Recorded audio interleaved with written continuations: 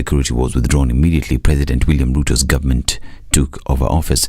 Former President Uhuru Kenyatta has further called on his predecessor to focus on delivering his development agenda to Kenyans, saying that power is temporary and shouldn't be misused. And the Azimio la Umoja One Kenya coalition has suspended the anti-government protest that was scheduled to take place across the country tomorrow. In a statement, the coalition said instead of taking to the streets, they will hold solidarity parades and vigil for victims of police brutality in various locations in all parts of the country. The coalition called on its supporters to come out and light candles and lay flowers for the victims of police brutality during previous demos. Azimio said so far 50 deaths have been reported, with hundreds of others being injured and are admitted in hospitals with grave injuries. This as the Interior Cabinet Secretary Kithure Kindiki had dared the opposition to hold anti-government demonstrations, saying that they'll be dealt with ruthlessly. Speaking in Baringo, he said protesters have been engaging in crime in the name of peaceful demonstrations and assured Kenyans that there's no room for such protests. Listening. So we will be very firm, na sisi hatufanyi siasa. Wale wako siasa wakafanye siasa huko. As we are security managers, our work is to make sure our country is safe. Na mtu asijifiche kwa siasa akidhani ati tutamuogopa. Tutakabiliana na wewe hata ukiwa nani, kwa sababu wale wanadhuru usalama, haijalishi wewe ni wa kabila gani, wewe ni dini gani, wewe uko na cheo gani, cheo ya sasa, cheo ya zamani, tutakukabili na hakuna kitu utafanya. Hakuna tofauti ya ile violence tuliona 2 weeks ago na ile violence inaletwa na hao bandits. Mambo ya mawe na mauaji hapana. So I dare those who want to break the law on Wednesday to try. We are more than ready. And Jubilee Party digital strategist and Kenya Kwanza government critique Pauline Njoroge and 2 other persons appeared in the Malindi law courts following her recent arrest in Watamu, Kilifi County. Pauline was arrested with her friend Jen Mwangi and their driver Emanza Jilani on allegations of being in possession of narcotics drugs upon detectives searching their car and their hotel rooms. But appearing before the Malindi law courts, the prosecution dropped the drug charges. Njoroge is now accused of false publication contrary to Section 22(1)(b)(d) of the Computer Misuse and Cybercrimes Act number 5 of 2018 for a post she made on Twitter. Police in an affidavit say Pauline has been posting and tweeting inflammatory and insightful messages against state agencies on her social media accounts, leading to polarization of her followers locally, regionally and internationally. And former Mungiki leader Waina Njenga and 2 others spent the night at police cells as they await their verdict later today. Chief Magistrate Francis Kiambi ordered that they be held at the industrial area police station as they await the ruling on whether they'll be released on bail or not. They're being charged with the illegal possession of weapons, transporting narcotics and organizing an unlawful assembly of protesters. These as Mathare MP Anthony Loch and Makongeni MCA Peter Imotok were each released on a 100,000 shillings cash bail. The legislators pleaded not guilty to mobilizing members of the public to commit subversive activities. These as Kilifi South MP Ken Chonga and County Speaker Teddy Mwambire, who were released on a 100,000 shillings bond or an alternative cash bail of 50,000 shillings each, condemned the arrest, saying it was unconstitutional. Muda ambao kwamba mtu anaweza kushikwa kiholela, huo muda umepita. Wacha mtu awe amekosa. Na siongei kama mshakiwa, naongea kama Mkenya. Hii ni haki ya Mkenya. Haki ya watu kukungamana. Katiba iko juu kushinda mtu yoyote hapa Kenya. Wacha Mkenya apewe haki yake. Na iwapo pengine kuna watu wengine wanafikiri wanaweza kutofia, basi waambie wawe pole sana. Kwa sababu sisi hatutafuti haki yetu, tunatafutia haki ya Wakenya wengi ambao hawawezi kusimama imara kutetea haki yao. And Deputy President Rigathi Gachagua has called on relevant stakeholders to focus on financing food systems in Africa in order to transform food production and security. Speaking at the United Nations Food Systems Summit, Gachagua said that there's also need to introduce a different structure of financing food systems for African countries as the present one is imbalanced. Look at the issues of the African continent from a different perspective and apply a very aggressive way of putting funds aside to enable the African continent to produce enough food and have surplus for export. As it is, we are disadvantaged because the general application of that financial architecture has been very unfavorable to the African continent. I'm Dennis Aseto. Good morning.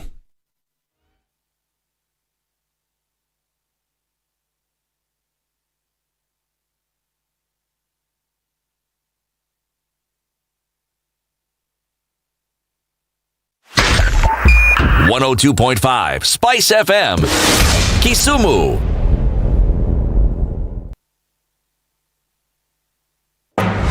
The following takes place from 6 a.m. to 10 a.m. every weekday on Spice FM. Good morning, and I love your show. Thank you. Having come from a Kikuyu radio background, I migrated to Spice because of the content. I was born in a slum, but somehow I got a break in life. So sometimes when you see the sweating coming out because of the passion and whatever it is, behind the noise, there are people. And we share the same umbilical cord. It shouldn't be like that. I am so disappointed.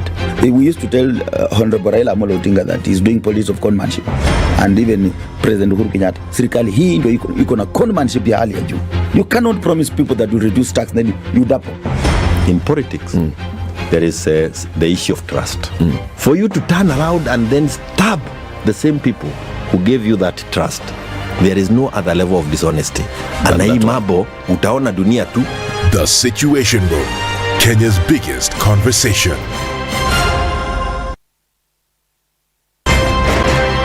If you go out of this country and come back the same person, then you have a problem. Buy land, 1 million. Put it there for 5 years. What's the purpose? It'll have increased in value. No, that's the thing. That's darkness. That's an eclipse. You don't do that. I hope you don't believe that a hustler is a poor person or that all hustlers are poor. I've seen that conversation. Tell us, who is a hustler? Who's a hustler? Hustler is a person who is making a living through hard work. Corruption in Kenya is a political accusation. The people who are actually corrupt are not pointed fingers at. Kenya is not free. Kenya imeshikwa na mateka. It's under siege. Have you seen that lodge on Nyeri Road? Very high fence. You can't even windows sleep inside. Up near the ceiling. Yes. And if you walk there at midnight, you see bats the size of cows. And when it rains, it doesn't rain on that building. Yes. When you're at All Saints and it's raining, it doesn't rain on that building. The things people will believe. The Situation Room, Kenya's biggest conversation. Revenge is for children. It's for kids. When you grow up, you realize the best revenge you can take on somebody is to ignore them. I'm just new in politics. It is not everybody's cup of tea. That's why some people come in one term and that's it for them. Political parties in this country do not have ideologies, whether luring or otherwise. And that is the effect of corruption. Any time an offense occurs anywhere in the country, it is the job of the Inspector General to look into it. Whether it's corruption, whether it's murder, whether it's petty, that is his job. If we have chosen to be a corrupt nation, then we produce corrupt leaders. Everything then becomes chaotic that you cannot be able to change a nation. The Situation Room, Kenya's biggest conversation.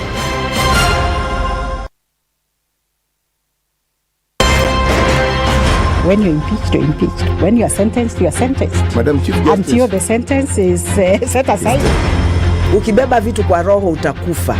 If you carry things in your heart, you will die. The reason for which you went to school and then gathered experience, that reason must be paid for. All right. Oh, okay. This level. Shape up or ship out. Levels don't change. No. Since about shipping out. You know my business partner here. Shipping out. Are we talking about the ship in the bathtub? Or the ship man. One of Talabu used to tell us a story of they were in school and they'd been told to write composition about a ship. His classmate raises a hand. Teacher, are you talking about a ship or a ship goat?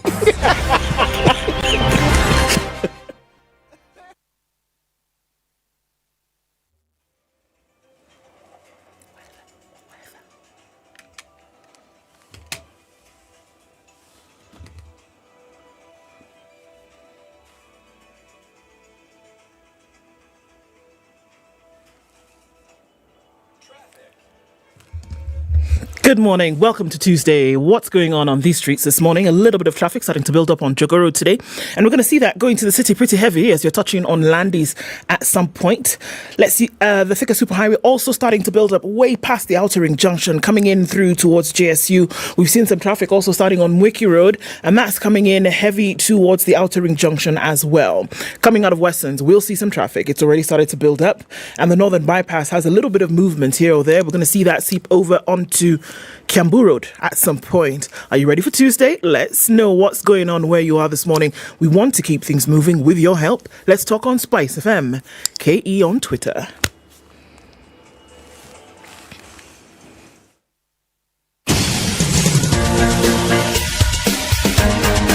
This is The Situation Room, the home of hard-hitting political commentary and penetrating insights about the state of the nation. This is a talk radio experience like no other. The Situation Room, a place for hard truths, debates, and elevated conversations. The Situation Room, witty, political, engaging, deep, controversial. In the room, we have C.T. Muga, researcher, academic, seasoned political observer, a fountain of wisdom in these politically uncertain times. Ndu Okoh, Nigerian by birth, Kenyan by choice, communications expert, Pan-Africanist, a truth seeker and believer in people power, and Eric Latiff, agent provocateur, the man in the chair, seasoned journalist, news hound, a man who believes in punching up, not down. This is The Situation Room, the only way to start your 6 day. o'clock, and welcome to Tuesday. It's July 25th, 2023, and Kenya's biggest conversation starts now. How are you? Did you have a wonderful night? Coming into the new morning with conversations lined up around what is happening in the country today. Okay, so you ask, am I alone? Well, at the moment, but not for long, because the two gentlemen will be here in just a minute. Before they do, let's let you know what will be going on today. An education conversation is necessary. It's been in the offing for a minute, and we're going to have that conversation today at 7 a.m. The women rep for Kiambu County and member of Education Committee of the National Assembly, Anne Muratha, will join us at 7, and we'll have a much-needed education conversation at 7 o'clock. Important to do, and so we will do just that. All right. A number of people were told that they would go to Finland and study in university. They paid some money.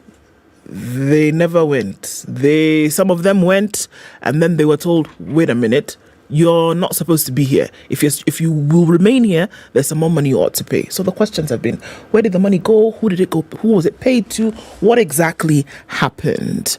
The Wasingishu Finnish students airlift scandal. What went wrong? We're going to be joined by Bob Witty, who's the managing director of the Kenya Airlift program, and he'll tell us those details at 8. We're going to round things off with a 9 o'clock conversation about defining your financial goals amidst tough economic times, and Odhiambo Ramogi will join us at 9. And it's at this point that I say good morning, Eric Latiff. Good morning. How are you? Where? Is it that bad or good? Where? Aha, mi hata sijui. Ujui nini? Aki. You just use your words, Eric. Use your words. Where.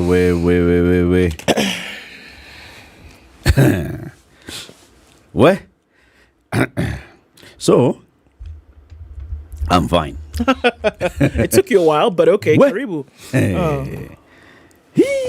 Hey, lakini baridi huku ndani, it's too much bwana. What is problem? It's good, it's nice, it's not so bad. It's actually not so bad. It's a bit, the chill has worn off a little bit. No, the baridi in here this morning. Oh, in this room. Horrible. Well, that's different because the thing has been on all night. Yeah. It's not, this is not good for my, for your what? For your waist. For? Did you say for your waist? What does it say? How does the song go? Which one? The song you're playing out there. I was playing many. Which one specifically? The one that goes for your something. Case, for your case, yes. The song is not good for my case. It's not good for your case, Abby. Don't worry. We talked to village uncles to sort you out. Please have a conversation with them today. No. Earliest opportunity possible. No wahala. Kabisa. Huyo mzee humwona? Limemwona mahali. Ana chill tu huko nje. Anaongelesha watu. Sijui kama tuko pamoja. Sijui kama tuko pamoja. Ama mnasemaje nini watu ya hapa Standard? So he's having those conversations. He will be joining us. He's feeling the City ground. is around. Don't worry. He's feeling the ground. He's doing his Tuesday thing, right? Every Tuesday he has got to talk to the people, and then he compiles that message and he sends it before cabinet begins. Cabinet meeting, he sends intel. Hivi ndio watu wanasema mkubwa. Mkae mkijua. Yeah, tumanga story huko juu. Anyway, let's take a weather break. Sindio? This internet is pushing people in slow motion. It's like you're acting a movie. You are doing the thing. So is it our internet or is it the stream? It's our net here, and not the stream out there. Is the stream out there buffering? Or is it okay today? Let us know if you're watching us on YouTube and Facebook and we're live streaming there. I can see people already saying hello, so let's just do the weather so you can say hello back at the Yes. 16 minutes after 6. Good morning. Welcome to Tuesday. This is the Situation Room, the only way to start your day. It's cloudy this morning at 14 in Nairobi. We'll see highs of 22 and lows of 13. Cloudy at 15 in Nakuru, highs of 27. 22 would be the high in a mostly cloudy Nyeri at 15. And at 14, it's cloudy in Eldoret, highs of 23 today. Speaking of 23, that's what it is in Mombasa, and it's currently clear, highs of 29. 28 will be the high in a partly cloudy Malindi at 24. At 20, Kisumu is cloudy. We'll see highs of 30, and we'll see highs of 27 in a mostly cloudy Kakamega at 18. It's cloudy at 20 in Kampala, highs of 28 and lows of 19, and Dar es Salaam is clear at 23. Through Tuesday, we'll see highs of 30 and lows of 21. 5 degrees and clear in Johannesburg, highs of 18, and at 26, Lagos is cloudy, highs of 30 and lows of 25. Clear skies in Kinshasa at 20, highs of 32 and lows of 20. Tuesday afternoon is looking sunny in Beijing, highs of 33 and lows of 25. It's still a heavy, rainy morning in Paris. Day 2 of rain, highs of 21 and lows of 13. Cloudy at 13 in London with highs of 20 and lows of 12. And it's clear in New York Monday night at 24. Coming into Tuesday, we'll see highs of 30 and lows of 21.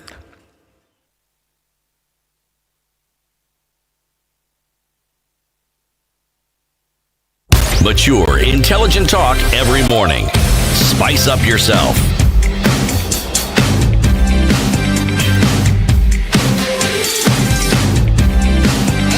Mornings done right. 90. So is it buffering? Is it not buffering? It's doing a thing. Yeah, there's something happening. Yeah, something's going on. Maybe Ednah will call the guy who does magic. There's a magician who comes every now and then, and he waves his wand. And things happen. Okay, good morning, everybody. So starting with YouTube and then you go to X. Yes. Deep State says good morning, I'm assuming. Yani news yote ni fake court charges their opposition. We're becoming like Russia. How have you woken up this morning, my friend? Hello. Monis Jane used to talk to us from Thailand. Now he's greeting us from Beirut in Lebanon. Thailand doesn't have a place called Beirut. Unfortunately, no. Specifically, Beirut, Lebanon is not in Thailand. And Lebanon does not have a place called Thailand. No, it doesn't. Okay. But you know what they do have? Beirut has some of the best street food you can ever get. The best. Street food is what exactly? Street food is food that is made and sold on the street. So it's just food? Yeah, it's but it's like... basically. But it's like open air. So their kibanda food down. Is... So you don't sit down. You don't sit. You keep... It's kind of like Mombasa. You know how like in the evenings you can do the thing? Yeah. Oh, mashallah. Okay. Hata hapa Nairobi West ukienda utapata wase hapo kwa street wanachoma kuku, smokies, nini jioni. Really? Jeremiah Mutai says, good morning, good people. Z-Tech, we are tuned in. Toti Bishop, top of the morning, Situation Room. Tune in from Nyalenda as we mourn our fallen soldiers. Soulful says, good morning from Dubai. Down Under tune from Adelaide, the 2000. I wish I could know your names. George Randu says, the best conversation ever watching from Lengo in Malindi. Hey, Desmond. Caro. Well done. Kusheo, my brother. Watching and listening from Uhanya. That's Desmond. That's Yoruba, in case you're wondering. I don't know. Where is Uhanya? It's not Uko in Yoruba land. Yoruba? No. Okay. Wait, what's the place called? Uhanya. In Kenya? Yeah. Okay. Yes, it's in Kenya. Tuendelee. Moving forward. The sun, as you see, these people, just tell us your names now. Subaru boys in the building. Now, what are those? Tuko Chonjo, Hapa Atlanta. Let's get this glorious day going. Let's do it. Good morning, Spice Team from Peter Caricho says good morning. Good morning. You tuned in from Portland, Oregon. Joe Mungai. Good morning, Ndu Latiff and MZCT. Mungai following from Bonnie Lake, Washington. I'm addicted to Spice FM. That's a good addiction. Keep it up. One of the few times we will say that. Tuned in from Montreal in Canada is Esther. She says, good morning. Hi, Spices. Spice you, spice you, spice me. You've always exceeded presentations. Allah, Sante Sana, Oyaore to Senior Muga, Ututuama to Madam Ndu. Oh, and finally, Bushere to the man in the chair. Allah. Bushere. That's somebody from Siaya City. They've decided that Siaya is a what? It's City. A city. Leshan Sanchez. Good morning from Kisumu, the one that we know is a city. Njao Wajiko says good morning. Signal inakatika sana. Why? Don't worry.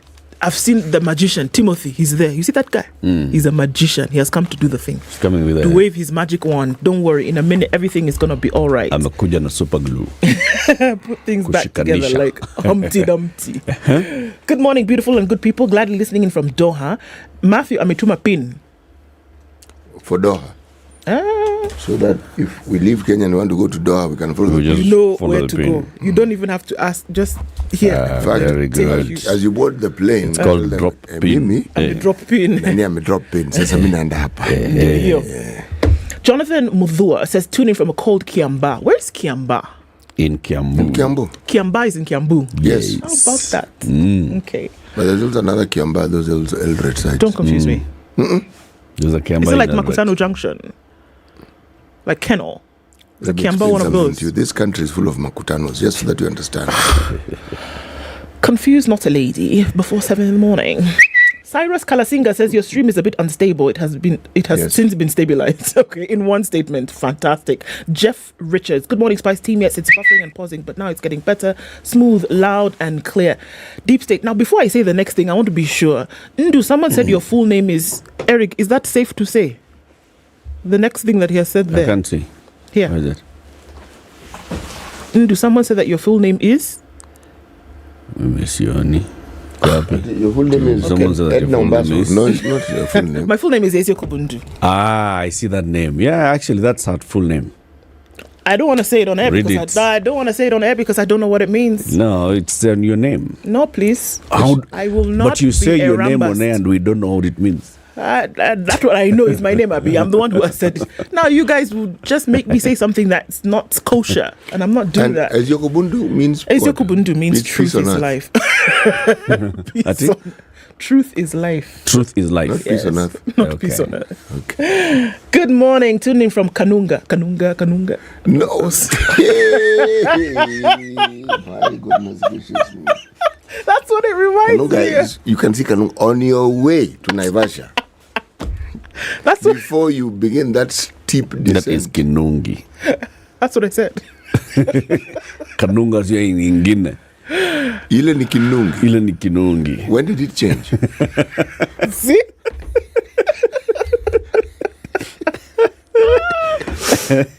Hey, everybody's online this morning.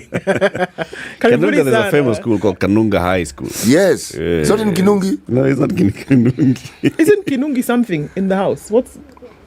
Kichungi. That's what I said. Okay. And then Kanungo. Kanungo means what? Waist. Kanungo eteko. Directly translated, the waist is strength. It is. Bas. Nguvu kwa kiuno. Aya. City. Yes, please. Oh, no. There's Kaiser Obed, a man from Nyamira County. Nyamira County. Yeah, he had gone to Nyamira and he told us he's heading to Nyamira. Yesterday he came with avocado. Yes. I have to reconcile with you. They call what? Ekereño. Ekereño is the name for avocado in Kisii. No. Ednah's making this thing up. Ednah will just tell us, and because you don't know, you'll just... Oh, no. Kaiser is from Ekerenyo village. Tower. Yes. So he brought us. See, he's tuned in. He's online. Anasikiza sisi kwa nguvu yote. Francis Gidaka is also saying, you remember Francis? He used to work here, and then he's now a big farmer. Yeah. Well, I remember Francis very well. He's in Kirinyaga. The rice, not only rice. Fathers. Yes. He's with fathers. Yes. Rice farmer. Kuna rice go down. Anafanya rice marketing. He's rice miller. Anauza. Yes. No, Francis is... Just call him Rice. Just call him Rice. Francis Wamwea. Yes. Francis Wamushere. Yes. Good morning, everybody. Welcome to the Situation Room. City, we're still in Lesotho. Alrighty. Now, this particular proverb is a bit controversial in my mind, but I will say it nonetheless.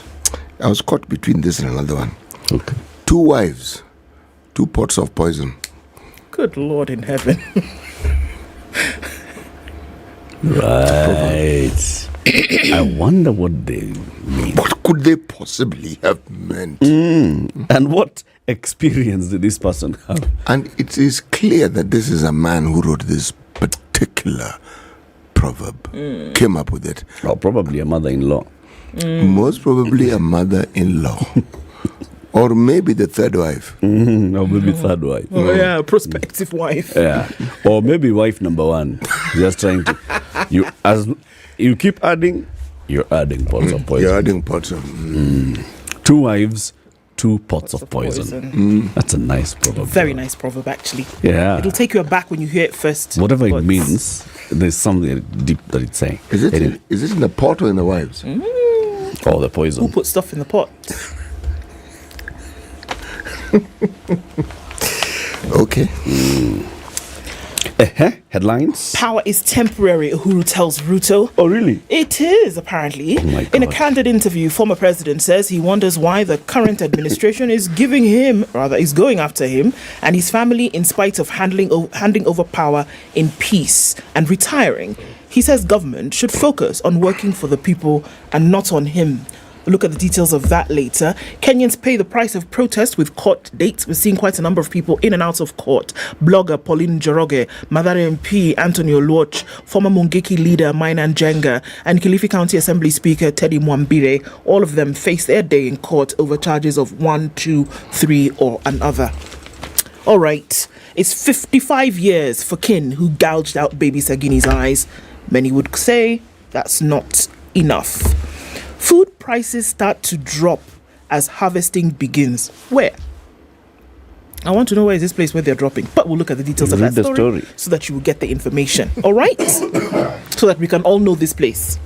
On the front of the Daily Nation, Uhuru, my problem with Ruto in his interview. In a wide-ranging interview, the former president reveals the power struggle that led to his parting of ways with the man who would later succeed him, how the ghosts of The Hague slowed him down, and why he feels dishonored by the current regime, and why, despite all the drama, he still considers Ruto his president. The majority feel the country is on the wrong track. That's from a poll that was released yesterday. Some other interesting stories, rather eye-raising stories. Mukumu Girls High School. Remember where there was the case of, is it food or water poisoning? Children were sick, 200 plus in hospital. 8 of them died. Remember? And this same kind of incident had happened a year ago. Now there was a whistleblower, and he's a cook. Or was. Okay, I guess he's still a cook, but he's no longer a cook at Mukumu. And they've sacked him for leaking school-related information to the media and disobeying instructions. So, you know, again, poisoned pot. How about that for your proverb this morning, CT? This one. That board is headed to the courts. Yeah, if the guy gets even one lawyer who will do something for him, it's over for the school. Lawyers will, believe me. Lawyers will be found. Oh, this guy. He started the papers. They're going to queue. You wait and see. It's up to 40 years in jail for baby Sagini attackers. That's also carried in The Nation. And on the back page of The Nation, senators, governors headed for clash over contractors' pay. This pending bill story and how they're bringing in one person to do whatever. Wait and see. Ita leta vita. Gachagua calls for a new global funding model that favors Flavors Africa. All right. All right. So I tell you what's in the Business Daily. Please. Yes, please. Haya. Unakumbuka Kidero? Alikuwa governor wa kwanza wa Nairobi. Yes. Songo was governor number 2 in Nairobi. Since then we've had 3 others. No, actually Sakaja is I think the 4th. He's the 4th. Yeah. So Kidero Sonko regimes hid 18 billion shillings on source tax revenues. City Hall did not declare a staggering 18.46 billion shillings in on-source revenue in 3 financial years between 2016 and 2019, as a Senate Watchdog Committee heard yesterday, opening the lid on how billions of shillings collected in the Nairobi may have ended in private hands. County government auditors appeared before the Senate County Public Accounts Committee, revealing the existence of huge variances between revenue records provided in financial statements and those extracted from the cash office. According to the Auditor General, the Nairobi County government should have reported 19.74 billion shillings as annual revenue in the financial year ending June 2018. The amount is based on daily revenue summary records from, I turn the page into page 2, the budgeted 3.62 trillion. During the 12-month cycle, that's a different story. From... Page 2. Summary records from the cash office. However, the county only declared 10 billion shillings in its official financial statements. That means they were hiding 9.64 billion in that year. Where they hide this? The next year, they underdeclared revenue by 3 billion. In the financial year ending June 2017, the county government also underdeclared its revenue by 4.95 billion shillings. Cash records, blah, blah, blah, blah, what we've collected, and then what is being recorded up there, what is being reported up there. There's a covariance. And the covariance is in a couple of billions. Just 1, 2, 3, 4 billions. Totaling just 3 years, 18 billion shillings. Nairobi governorship is a tough one. It's a tough one. The other headline. 375 billion shillings revenue shortfall deepens Kenya's cash crisis. Now you see where I was getting confused with the page 2 continuation. Don't worry. 375 billion shilling revenue shortfall in the financial year ending June 30th nearly crippled government spending plans. Total exchequer revenue in the period fell shy of the mark, with key sources of funding including taxes and domestic and external borrowing below expectations. Ordinary revenue by KRA, for instance, trailed exchequer targets by 100 billion shillings, while gross domestic borrowing was only 73% of the targeted 948 billion. So the National Treasury could not disburse 377 billion in the concluded financial year. All revenues, including gross domestic and external financing, added to 3.2 trillion shillings. Yeah? Things are thick.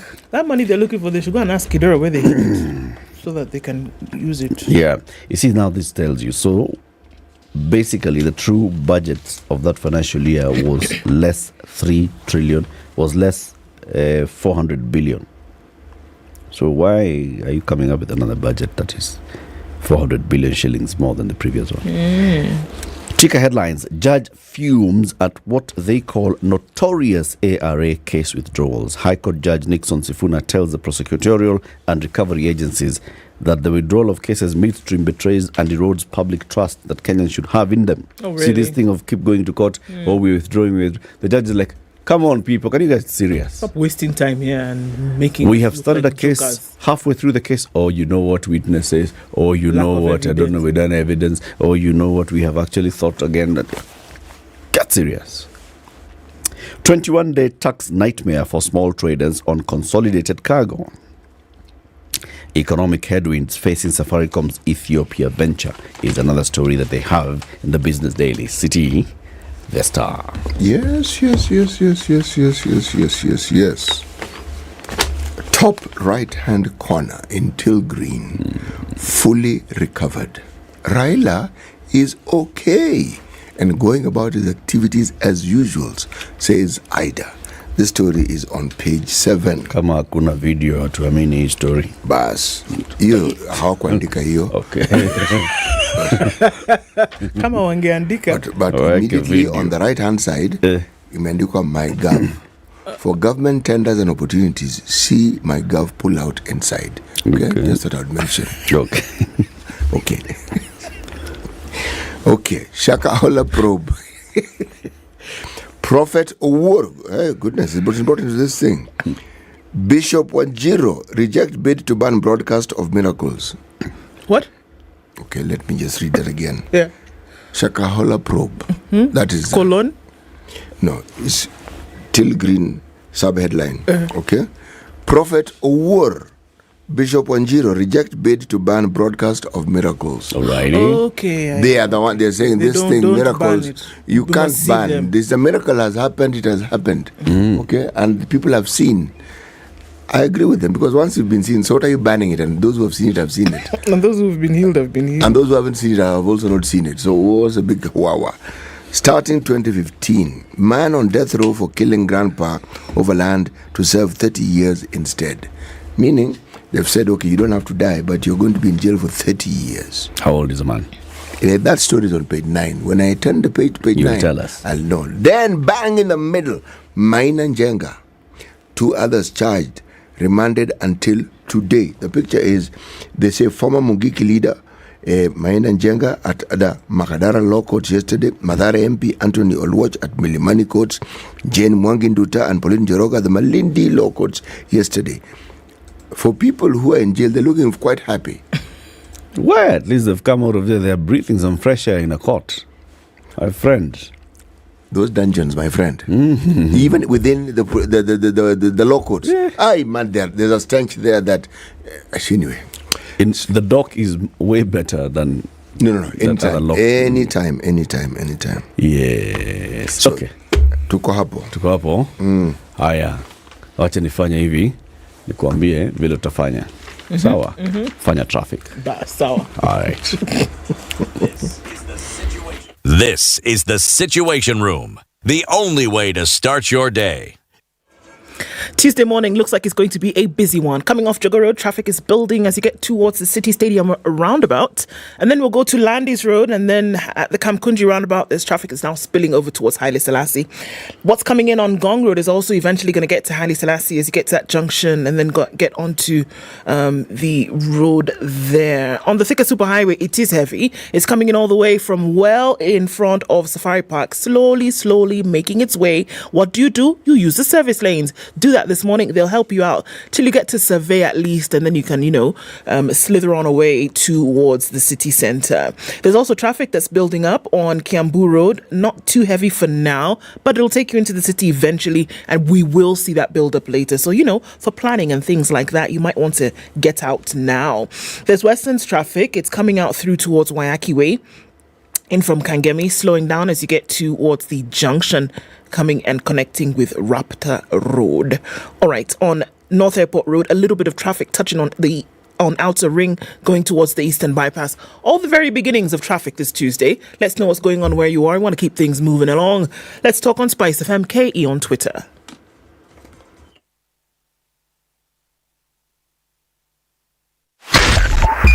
.5 Spice FM, Kisumu. Mature, intelligent talk every morning. Spice up yourself.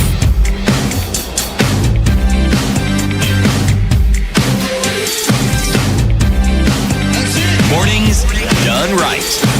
94.4 Spice FM, Nairobi. Baby whose eyes were gouged out and whatever reasons they gave for that. Okay.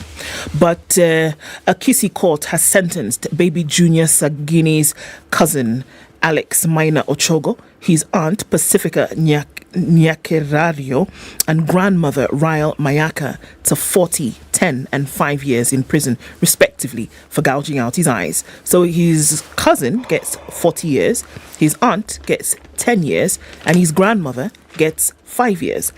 The three relatives were found guilty 2 weeks ago, but their sentencing was postponed from Friday last week to yesterday because of anti-government protests. Senior resident magistrate Christine Ogueno said she had taken into account account their respective ages and their role in the act. The court takes these into account and also the role played by each of the three perpetrators. The minor lost his eyes and sight at the hands of his cousin Alex Minor Ochogo, the first accused in this case. I cannot find any mitigating circumstances on his part. So essentially what she was saying was, I cannot even think about how I can be merciful here because he is the one who did this thing. She said Nyakerario and Mayaka were accomplices and their limited role in the crime was taken into account, and that is why they were given 10 and 5 respectively. The attitude of the community and the pre-sentence report remain unfavorable to Nyakerario. The case is different from Mayaka, who took care of the victim and his sister while their mother struggled to make ends meet away from home. From December 13th last year, the magistrate said the 3-year-old lived a relatively normal life under the care of his grandmother. The attack, she said, forever changed his life as he lost his eyes and declared permanently blind. Ogweno said that while the physical and emotional pain was being felt by the community and the family, it was most being felt by the victim. I seriously believe that this is a fact that cannot be wished away. The child is blind, blinded by the actions of the 3 defendants here. The court has struggled with the question of what would be an appropriate sentence in these circumstances. Gouged out without provocation, without good reason, at the hands of family members. Surely, such a heinous act calls for a deterrent sentence, the magistrate said. To be honest, most of us as adults could not bear it. She said the offence committed was highly inhuman and grossly degrading, a very sad and unfortunate incident whose perpetrators must certainly be punished. She says she has taken into consideration the feelings of the victim. Sagini, who is now 4 years old, has been treated for the injuries he sustained. It has been said that he will learn a completely new way of life, different from other children, due to his current disability. She said, it is said that the mere mention of Nyakarario's name makes the minor run away. The family is crying out for justice. The minor will need help for the rest of his life. He will have to attend a special school and will need special equipment for the blind. It is said that he will not be able to work in certain professions. This is truly tragic. And it is upon those lines that she delivered the sentence that she did yesterday. Oh, yeah. No, they deserve. Yes. They deserve what they've been handed. And he deserves justice. Kubwa sana. Kubwa sana. Kubwa sana. Terrible. Okay. Let me tell you about people who are making big moves and making big money. All right. Number one, Dr. James Thenya. You know him. Dr. Sam Thenya. I was going to say. Dr. Sam Thenya. City, you know Dr. Sam Thenya? Nairobi Women's. He was the founder of Nairobi Women's Hospital. He founded that hospital at the age of 31 and he owned 25% of the hospital. And he had sold off the rest to Evercare Group, an American private equity fund. Now, the Competition Authority has allowed him to take full ownership of the hospital back from the private equity fund. Yesterday, the Competition Authority approved the unconditional acquisition of Evercare's stake by Dr. Sam Minor Thenya in Healthcare Management Limited, the Nairobi Women's controlling firm. So now, he becomes the owner again. Full owner. He only had 25%. Now he's come back to 100%, and he can look for new private equity fund or new other investor, sell off a stake like that, you know. Keep going. It's nice. Keep the hospital going. That is one guy who's making big moves. Another guy who's made some big moves is Atul Shah. Atul Shah used to be the chief executive officer of Nakumat. He's gone to court with a case against Imperial Bank Limited, seeking a refund of his millions that he had deposited with a collapsed lender. Justice Alfred Mabea has allowed Shah, together with Neelam Atul Shah, to pursue the matter, saying their application has merit. The Kenya Deposit Insurance Corporation had opposed the case, arguing that the lender was placed under liquidation and the application was thus unwarranted. But Atul Shah has been told, it's okay, you proceed, look for your money. You put the money in the bank. The bank collapsed. Hey, let them give you. You're putting your money, they're going to collapse. No. They gave you all assurances that your money is safe. Be alive. Yes, exactly. That the likelihood of the collapse was So it collapsed with your money. Bring money. You bring your money. Bring money back here. I beg, So you know you took your money. No rough play, please. Yeah. Other third big money, big move story. The Philip Ndegwa family has raised its shareholding in Tier 1 lender NCBA with 8.2 million shares with a current market value of 315 million shillings in the first half of this year, deepening their position as the biggest shareholders in the bank ahead of the Jomo Kenyatta family. Latest regulatory filings show that the Ndegwa family, through their investment vehicle First Chartered Securities, held 246 million shares in the bank as of July 10th, which were valued at 9.41 billion shillings. This has seen their stake in the lender through the vehicle rise to 14.94% from 14.44% at the end of last year, with the stake held by the Kenyatas through Enke Investments Limited remaining unchanged at 13.2%, or 217 million units, valued at 8.32 billion shillings presently. The Ndegwa's addition to their stake has coincided with a period of gains for the NCBA share at the stock market, where it's outperformed all other banking stocks over a 12-month period. Okay? Big money, big moves. Good. Hey, you've been opening and closing that flask for long. What is happening? I was contemplating, should I not? Should I? You see, I've won the argument. You have won the argument? Yes. Okay. The should I side of the has should won. I has won. Okay. It has won against the should I not. All right. Right. Mm-hmm. Let me look at this story. The one I told you is on page 9. Still. Okay. The man you're talking about, a man who bashed his grandfather's head against a wall multiple times before bludgeoning him to death using a hoe stick is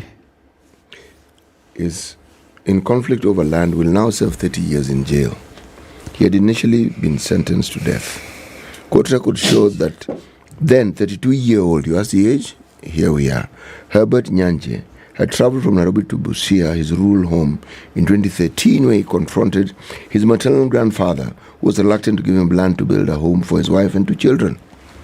It was on April 24, 2013, and when he arrived in that rural home.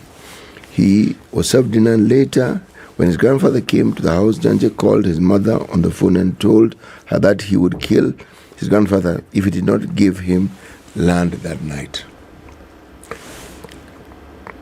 The mother took it lightly, but Nyanje carried out every word that he had uttered. Right. He's been given how many years now? 30. So up to the age of 60. 60-something is when he will actually have completed his sentence. Wow. Yes. Okay, I mean, there's just very many things happening at the same time, isn't it? We saw the social media post yesterday from the EACC about many cases that are coming up for mention this week. So it'd be interesting to see how those open up, and then even going back to the courts. But let's look at this story right now about the Mukumu whistleblower, and you know how they say, if you want to find out information, talk to the people who are not in the front lines. A whistleblower cook at Sacred Heart Mukumu Girls High School has been fired for leaking school-related information to the media and disobeying instructions from the head cook and caterers, or rather cateress. Douglas Mushela, who was just 2 years shy of his official retirement age, is one of 9 staff at the school who have been sacked by the management. Douglas said that he had received 2 letters from the principal's secretary detailing the reasons for his dismissal. I am now at home, he said, without a job, simply because I did the right thing. My only mistake in the eyes of the board was to air dirty laundry in public. If it is wrong to tell the truth, I stand by my truth. That happened at Mukumu Girls was not right, and I spoke about it. Okay, so he's still on that. The other letter I received said that I was reluctant to take orders from my bosses, the head cook and the cateress. I still don't know exactly when this happened. I had no problem with them. Mushela said that the head chef, cateress, and 2 nurses were also sacked. So even the head chef and caterers that he did not take instructions from were also sacked. Okay? Wow. How can By I... the board? Yeah. Okay. So he said, how can I take how can I be influenced by someone they say I disrespected, who is also accused of being an agitator? On the day he went to sign the release papers, he sought an audience with the new headmistress to understand the allegations against him and also to clear his name.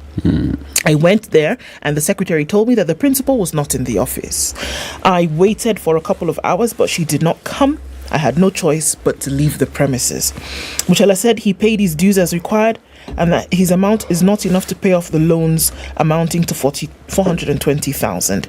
His sacking comes a month after the Nation published an investigative story on what led to the deaths of 3 students and 1 teacher at the school in April. Muchala said that he had warned the headmaster on several occasions about the poor state of the kitchen, which is what investigations showed that there was some contamination of food, right?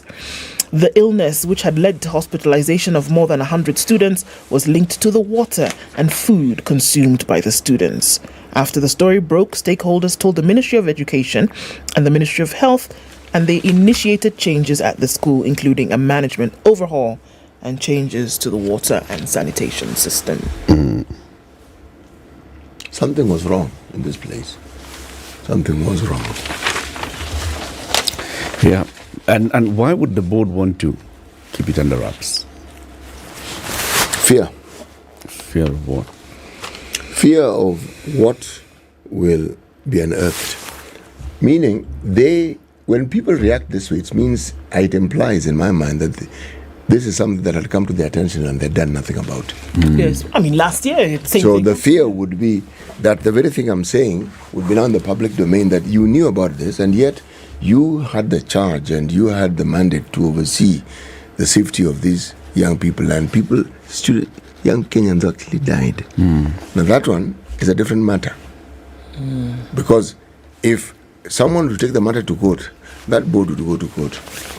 And if someone died, what stops somebody from charging them with manslaughter or murder? Yeah, because of negligence. Yes, exactly. I mean, if there's something wrong and you've been told and nothing is done about it, then first of all, that board should have been disbanded in the first place. Indeed.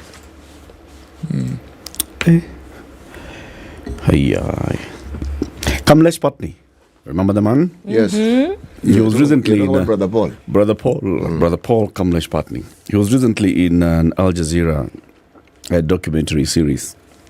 What was it called? What was the title of the? I can't remember. It was about gold from It was about gold, but I can't remember the title. Southern Africa, from Zimbabwe, from South Africa, right? And he's making big moves. Today's a big moves day in Zimbabwe. Oh dear. Oh yeah. Brother Paul is actually helping Zimbabwe to export gold. He's helping, He's exporting gold. To export gold. The same way he exported gold from Kenya. Through Dubai. Well. Now, in this case, in Zimbabwe, there's actual gold. Okay? Gold can't, gold leave, gold goes. So what was happening in Kenya? I think that there's no gold in Kenya. In Kenya, there was gold, but in many cases, he was not exporting gold. He was not selling or exporting. He was packing pangas and saying that he has exported and getting compensation for it. Okay? And basically, it was just a large money laundering scheme. Okay? Now, Patni made very many claims. Among the claims that he was making at some point is that I have greased everybody's palm. Oh, this hasn't. One of the people was Jaramogi Oginga Odinga, who was the chairman of Ford Kenya.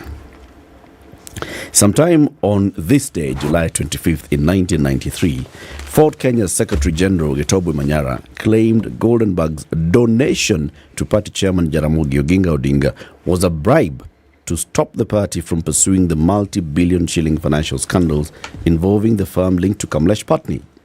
Getobu and Lagdera MP Farah Maalim said Odinga had 3 weeks earlier told Ford Kenya's first vice chairman Paul Muite, Public Policy and Economic Affairs Deputy Secretary Robert Shaw, and the Secretary General Getobu Manyara that the issue of Goldenberg was very, very big. And could bring down individuals even in as far places as the House of Lords. Okay. This matter, it's not small, it's huge. This thing, as we're investigating here, my friend, we should be careful, because it can bring down people in the UK, and we don't want to bring down people in the UK. Okay. They said that he later called an urgent National Executive Council meeting when he discovered that Mr. Robert Shaw and Mr. Paul Mwite were not obeying his instructions. Now, the nation has put a today in history photo here of a 1992 press conference where Jaramogi was addressing the press conference flanked by the Secretary General, Gitwabu Manyara, and the second Vice Chairman of Ford Kenya, Michael Kijana Wamalo. Mm-hmm. It was a press conference held in October 1992. Just a day in history. Okay. Interesting. I mean, just how you see things play out historically, and then you see where those individuals stand today. Yeah. Very interesting to see. This investigation, people, it will bring down very many big people. Well, the perpetrators, or those who had been accused of perpetrating this particular crime, were released the other day, were they not? Yeah. The case became no case. Which one? Of Goldenberg? Oh, that was Anglo-Leasing, So wasn't that- it? and Or am I being prophetic here? This Anglo-Leasing, Goldenberg, sometimes one gets confused. But just know it's plenty money. Shit, however you want to look There's at it. money. Can I tell you how senators and governors are clashing quickly? Okay. All right. Senators are headed for a clash with governors over failure by counties to pay contractors millions of shillings owed to them.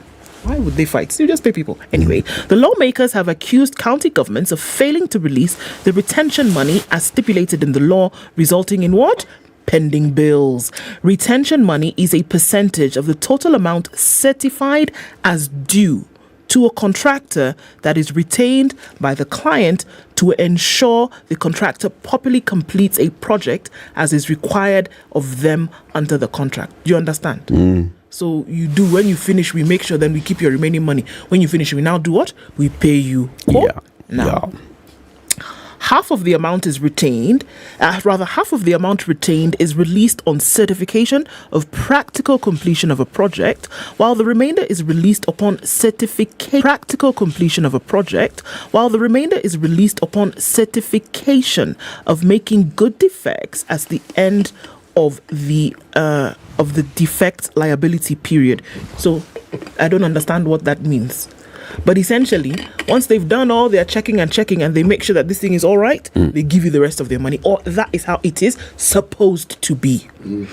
Wajir Senator Mohammed Abbas expressed concern that county governments sit on the money and rarely release the same to contractors. That's why you now end up with pending bills. They've given them a little bit of it, then the remaining, they say, But remaining, what we may actually give you is the money you were supposed to get from mobilizing. Now, Abbas is saying even that 50% that they were supposed to give you in the first place, they usually do not. They give you some 10%, and they say, okay, now you start with that one, and then you end up finishing the project because they give you pressure and say, you must finish. You want to be paid, you must finish. So now you go, you find out whatever means you can to finish the project, then they come and tell you, wait, we are coming. Now, Abbas said this wait, we are coming story.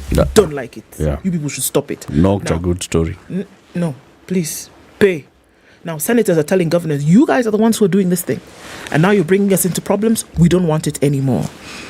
The counties never pay the money to the contractors, and so the money ends up sitting for many years in the books of the devolved units, with some contractors ending up forfeiting the amount, eating into their profit margin at the end. They become so frustrated that they say, you know what? Kanayo, I don't even want it anymore because it's ridiculous. I'm not even going to make anything. Money has lost its value. Time has gone. I mean, ridiculous. So senators and governors are doing like this, mano el mano, and they're saying, you people should stop this behavior. We oversighting you. Want you to do what you're supposed to be doing.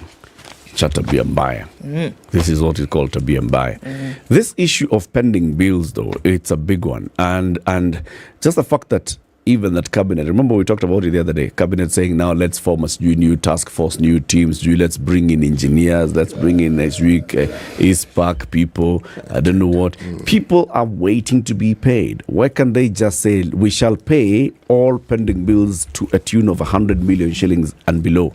They'll take care of very many small scale traders. Eric, 600 billion shillings. Can you imagine if they just put 200 billion shillings into the market today? Surely. There are governors who are paying. There are a few. Yes, there are. Abu Somado Mombasa is paying. It's paid up. I was in Mombasa over the weekend, and I know. And you felt I was talking to people. You felt the money in the I talked to people. atmosphere. I talked to people. I asked, and they told me This national one of ours is not paying. It's the one that owes people 600 billion shillings. And 7 a.m. Good morning.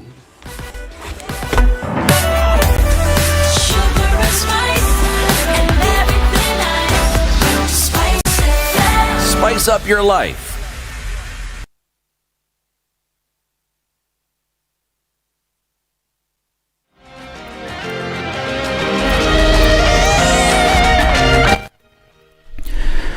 Good morning, this is News. I'm Dennis Aseto. Days after police raided the home of former President Uhuru Kenyatta's son Jomo, the former head of state has once again spoken about the incident, claiming that there was a plan to plant guns and drugs on him during the Friday night operations. During a meeting with news editors, Kenyatta also addressed the alleged cache of guns allegedly held by his two sons Jomo and Okoh. An angry Kenyatta says the incident hurt him. The former president claims that his two sons own 6 guns in total, 3 each, and that all the firearms are legally registered.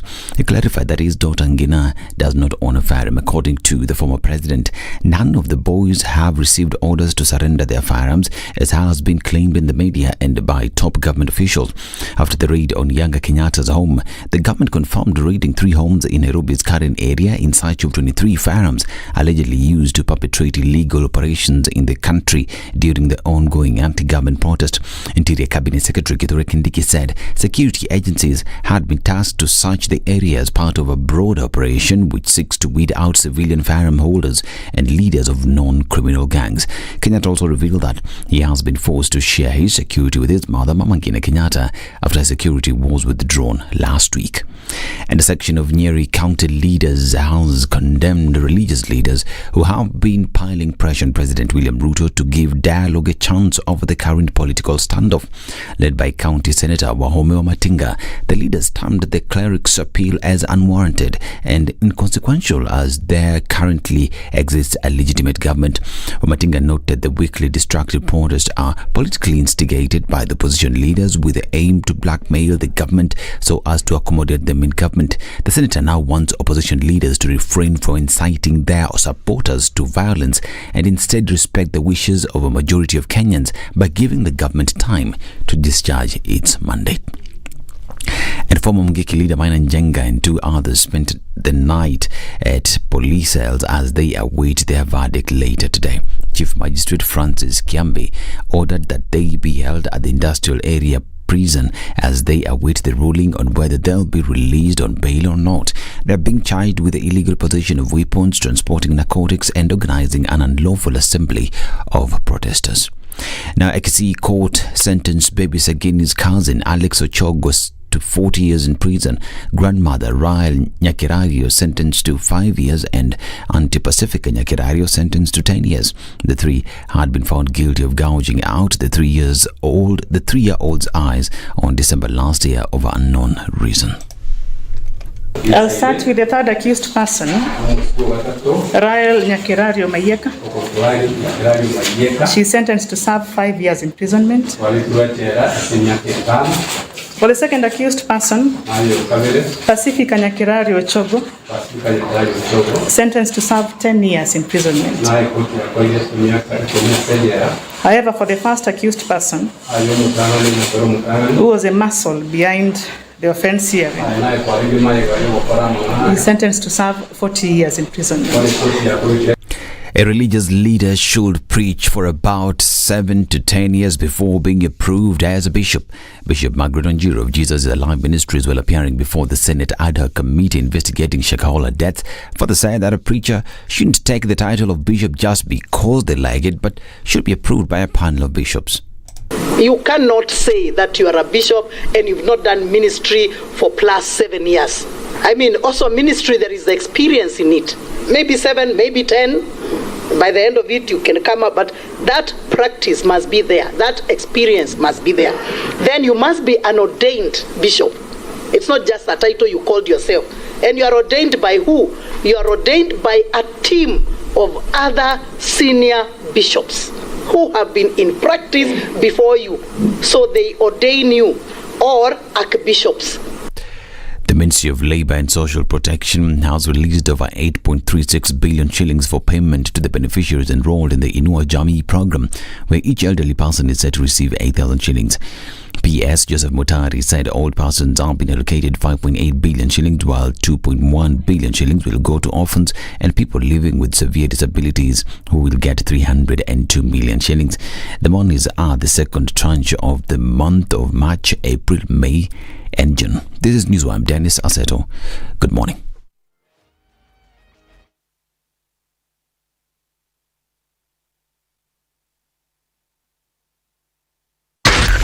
Spice FM, Nakuru. So, marketing anyone? A few minutes after 7 o'clock, and we're looking at traffic on Jogo Road. It's not too bad, actually, today, but we're seeing movement on Landis Road going out towards Haile Selassie. And you're going to stop at the Kamkunji roundabout with traffic going in all different directions. All right, also on the Thika Superhighway, that has increased significantly going into the CBD. Kiambu Road also very busy, heavy traffic approaching Muthaiga Square. Coming off of Wayaki Way also into the CBD, some traffic here and there. It's manageable for now, but as we get closer to 7:30 into traffic hour proper, we will see that build up. All right, Uhuru Highway for now doesn't look too bad. As you get to the Haile Selassie junction, you will find traffic at your different junctions, but again, manageable. North Airport Road heading out towards the Eastern Bypass and also the Outer Ring Junction. Some traffic here as well. We're getting into it. Tuesday morning traffic. Want to keep an eye on things and see how they progress. Let's talk on Spice FM KE on Twitter.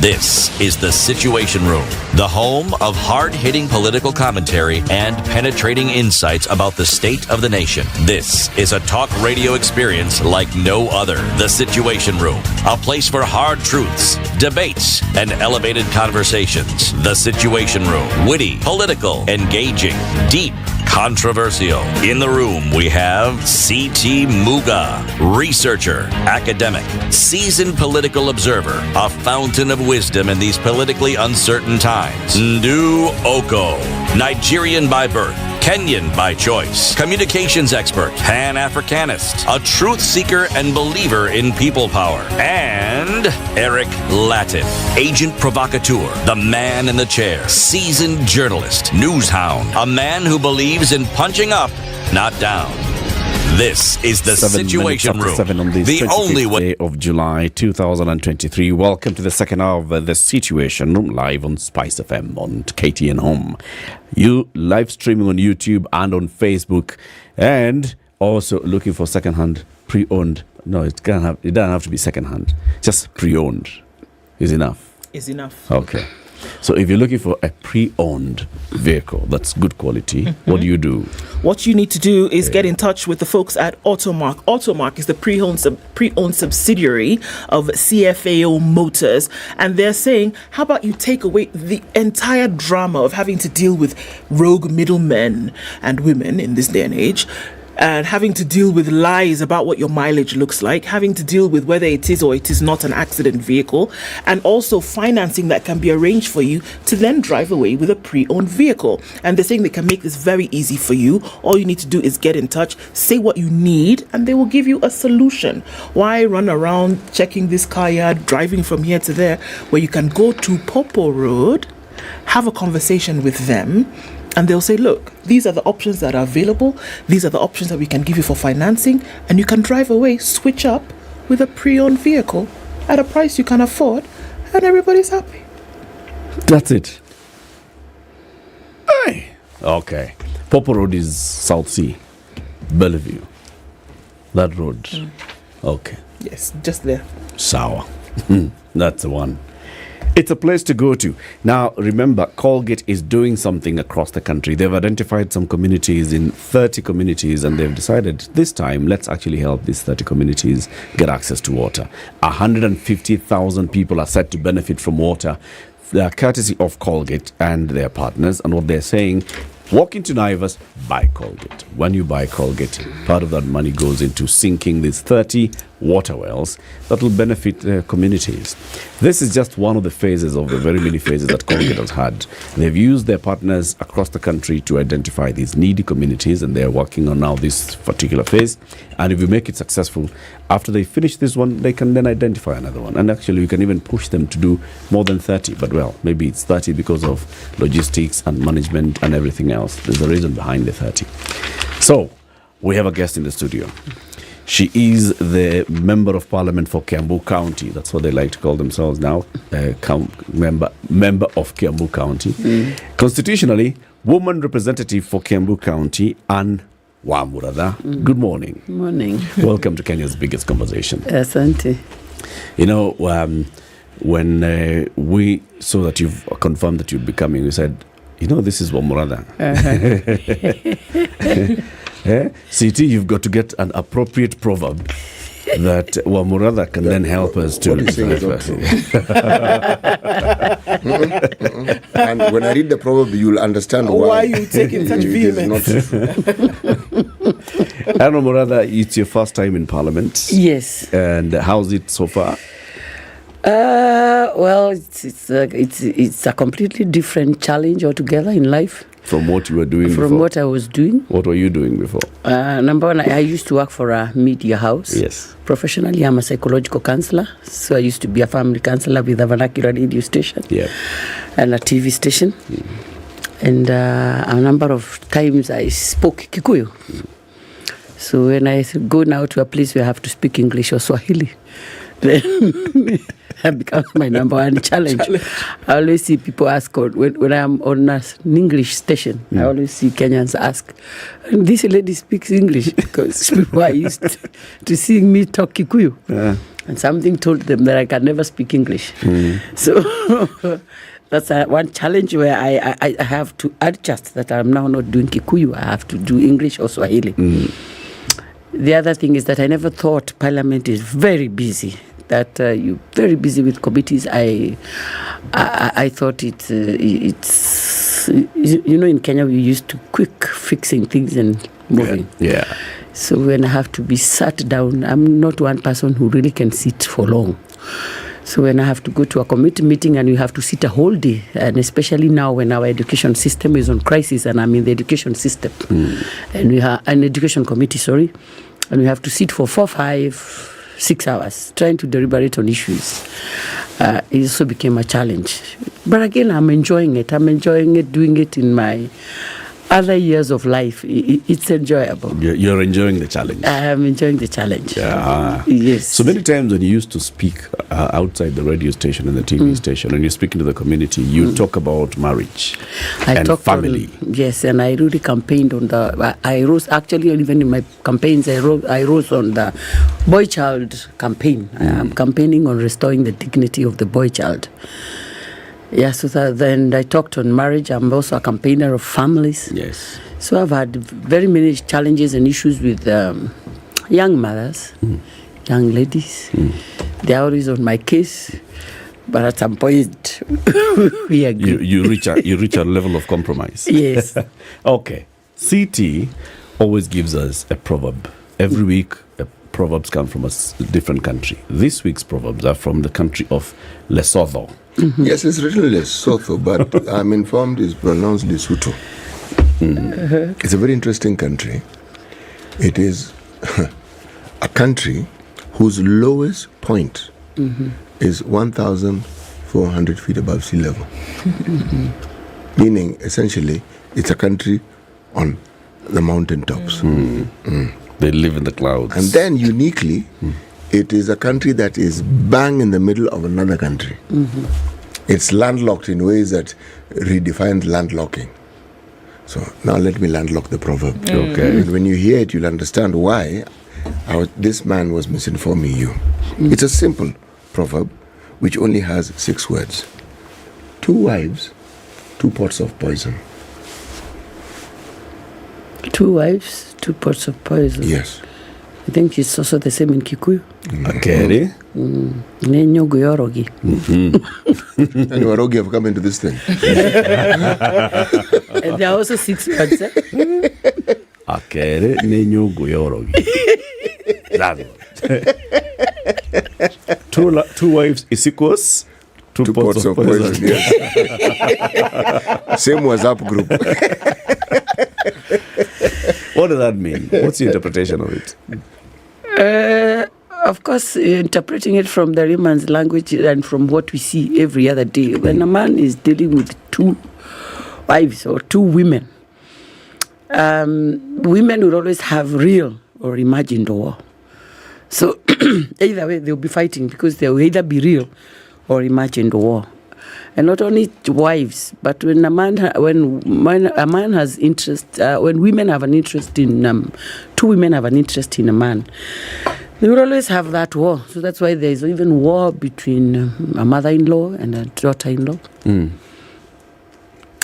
Two wives, two girlfriends with an interest in one man.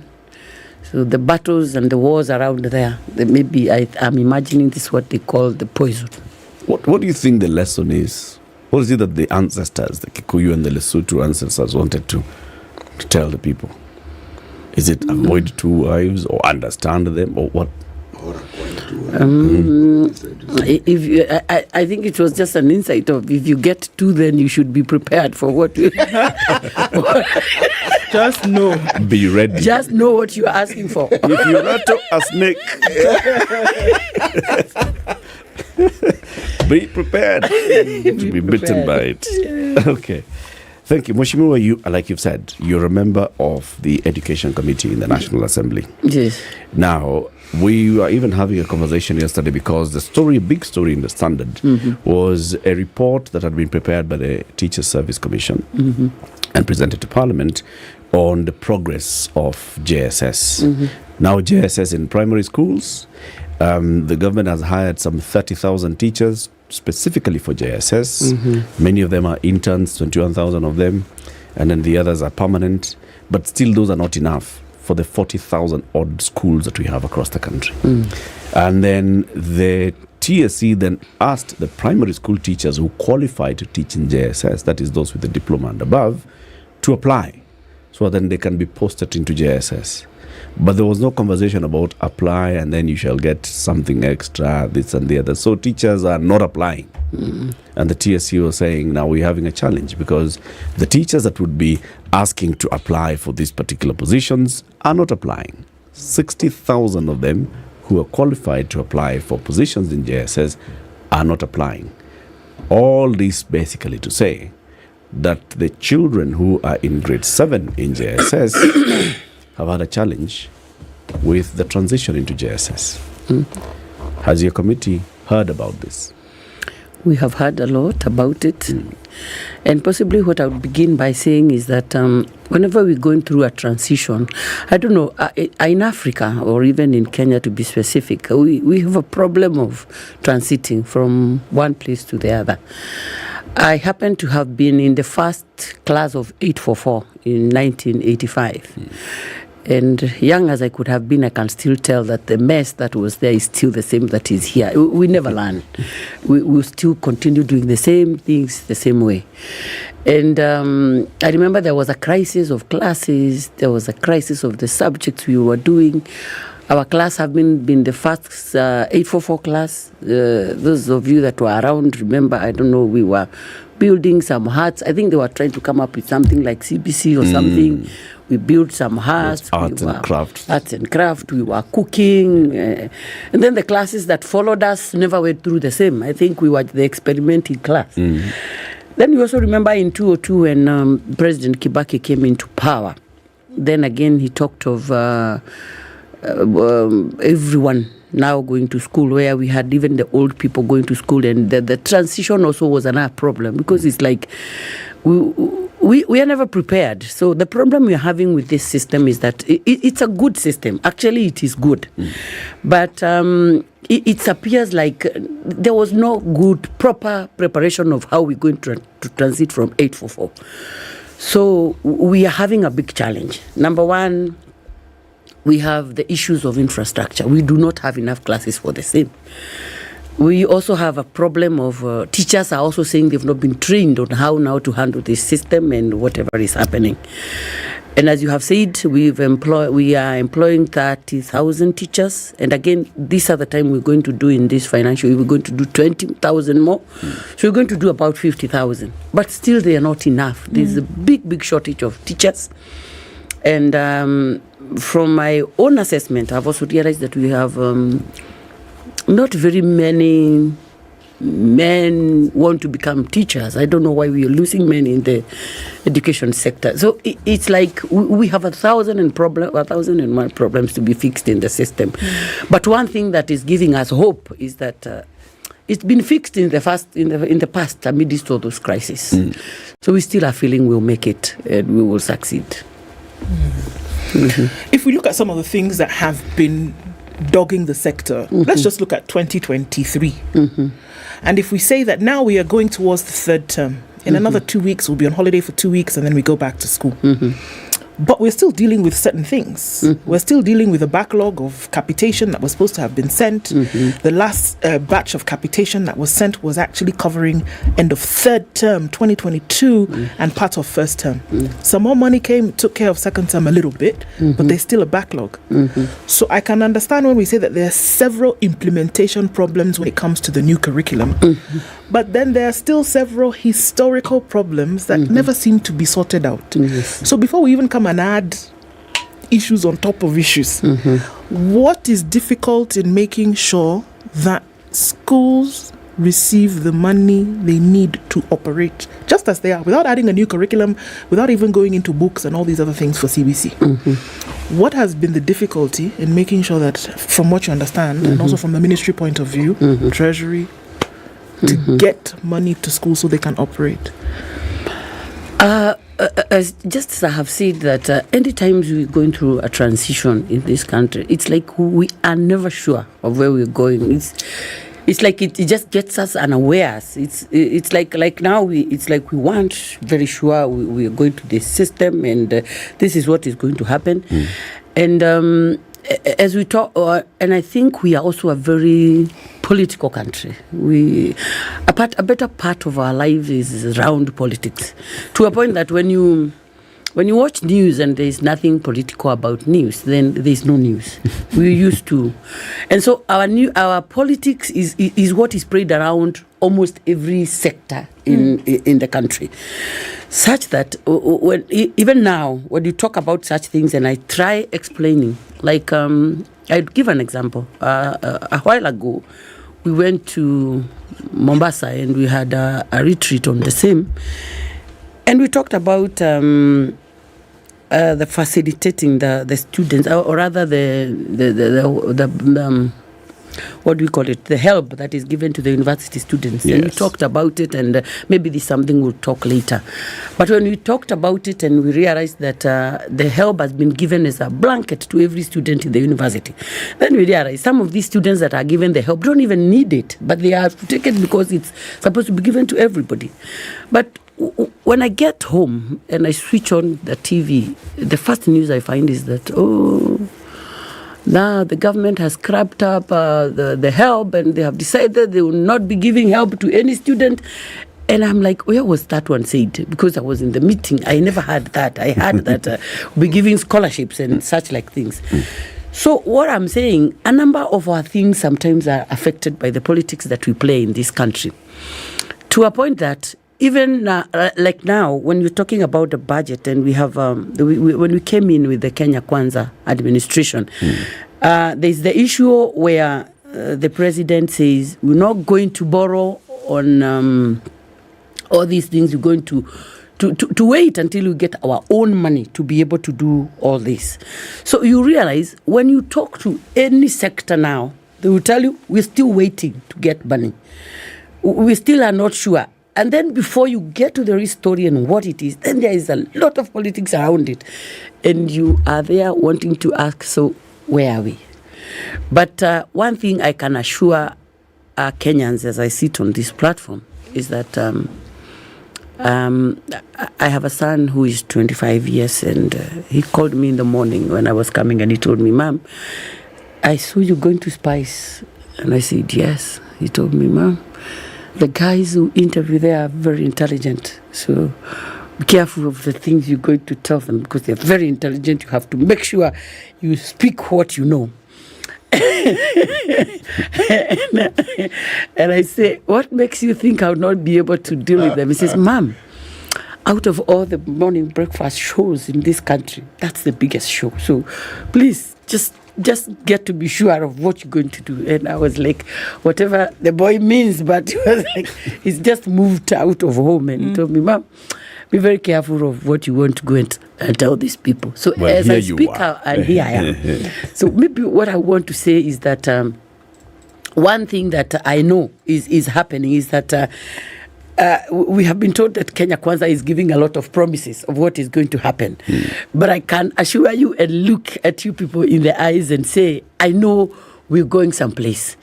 The reason, and to answer on what you've asked me on why there has been all these delays, it is because of those issues of we do not have money at the moment. Maybe we have to wait for some time. Let's wait until we have enough money to be able to give the capitation. And the teachers are really getting very frustrated. That one I can tell you because we also go to schools.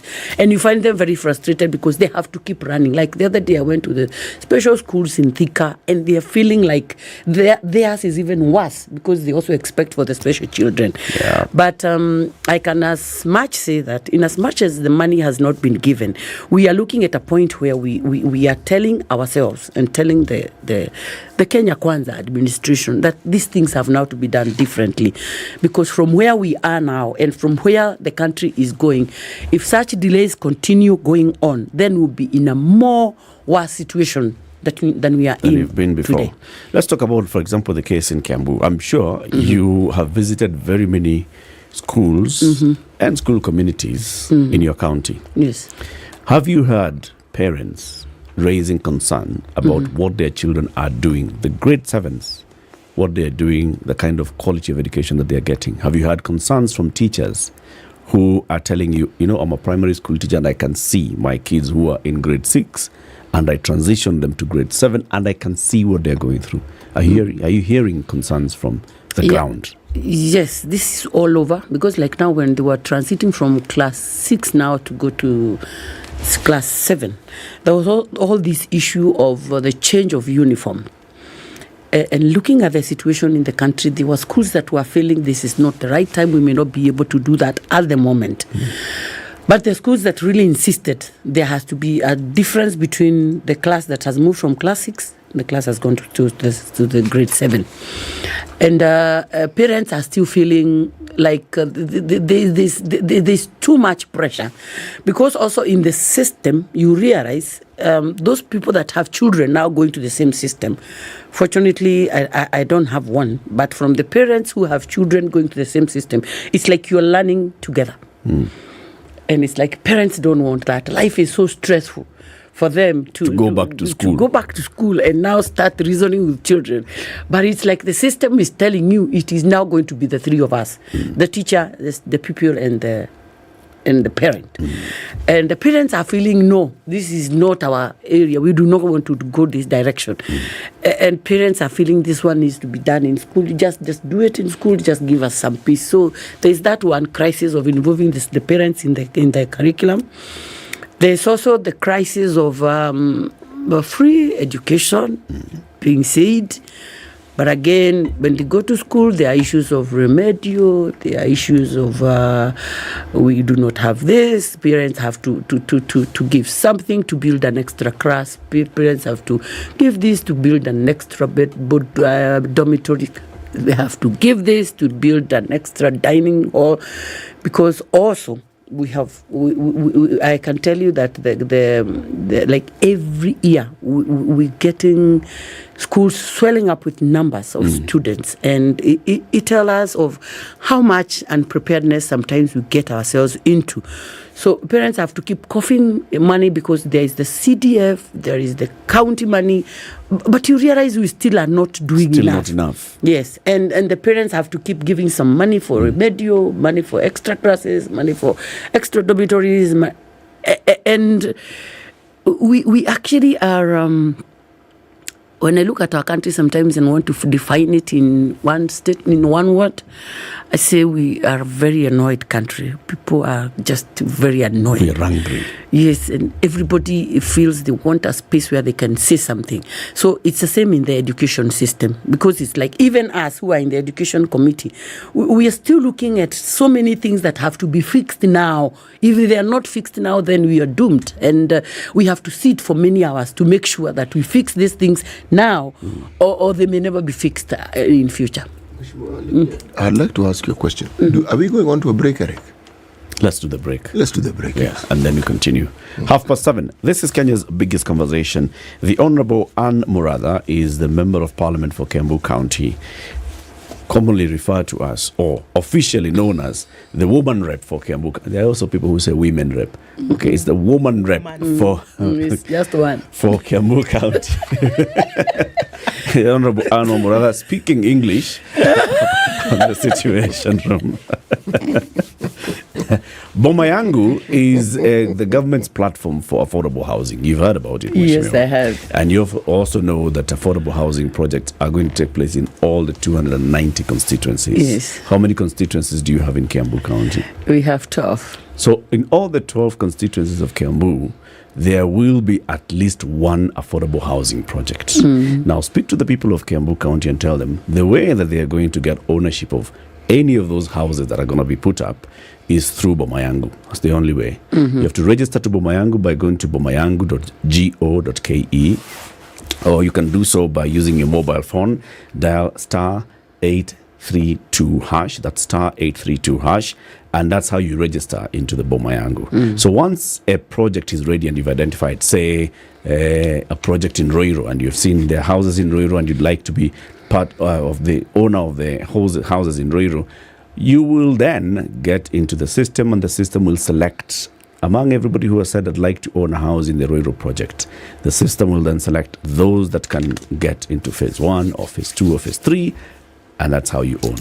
Any other way outside of Boma Yangu, you will not own a house, even if you know Wamurada personally, and you can call her at any time. That's the only way. All right, www.bomayangu.go.ke. We'll also tell you about the pre-owned vehicles Automark on Popo Road. That's Bellevue. That's formerly known as Toyotsu. Yeah, you know where it is. Just after Bellevue, as you're heading into South Sea, you get there and you see Automark, and go and ask them, I want a pre-owned vehicle. They'll show you vehicles and you're like, but this looks new. They'll tell you, yeah, it's pre-owned. It's good quality. What we have here is good quality vehicles. We've serviced, we've gone through the entire checks and made sure that the vehicle is good for the road. Indeed. We'll be back shortly. Good morning. This is the Situation Room, the only way to start your day.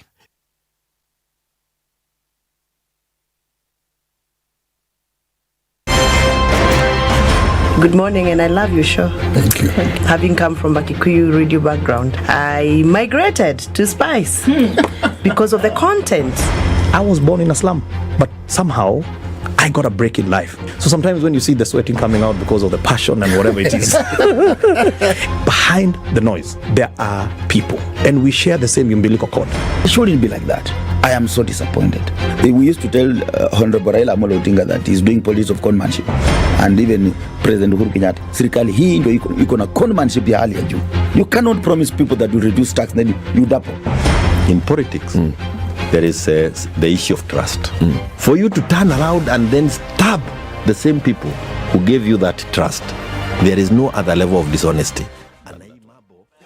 Cloudy conditions at 13 in Nairobi, highs of 22, and we'll see highs of 27 in Nakuru, where it's sunny at 15. Cloudy at 14 in Nyeri, highs of 22, and 23 will be the high in a sunny Eldoret at 13. It's sunny at 23 in Mombasa, highs of 29, and Malindi will see highs of 28, currently at 25. Partly sunny at 20 in Kisumu, highs of 30, and at 27 will be the high in a mostly cloudy Kakamega at 17. It's cloudy at 20 in Kampala, highs of 28, and we'll see highs of 30 in a mostly sunny Dar es Salaam at 23. It's 5 degrees and a foggy morning in Johannesburg, highs of 18, while Lagos is cloudy at 25. It'll go to highs of 30. 32 will be the high in a clear Kinshasa at 19.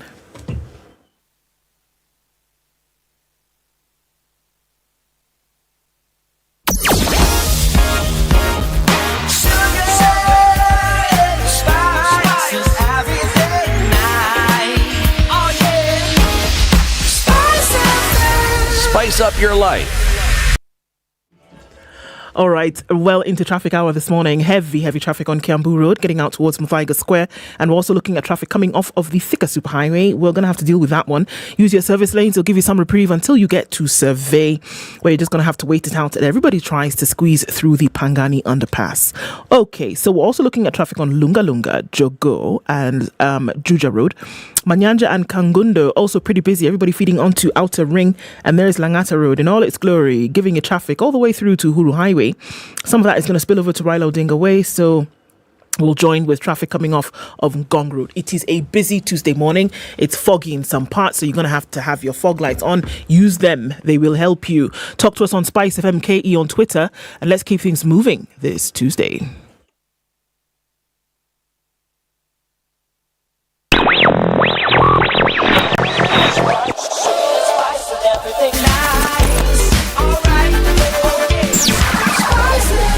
Spice up your life. Mature, intelligent talk every morning. Spice up yourself.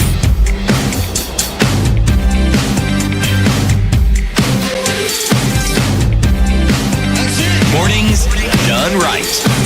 94.4 Spice. 5 minutes of a conversation with the Honorable Anne Muratha, the woman representative of Kiambu County and also a member of the Education Committee. City. And the problem with these breaks is I've now forgotten what I want to ask. Anyway,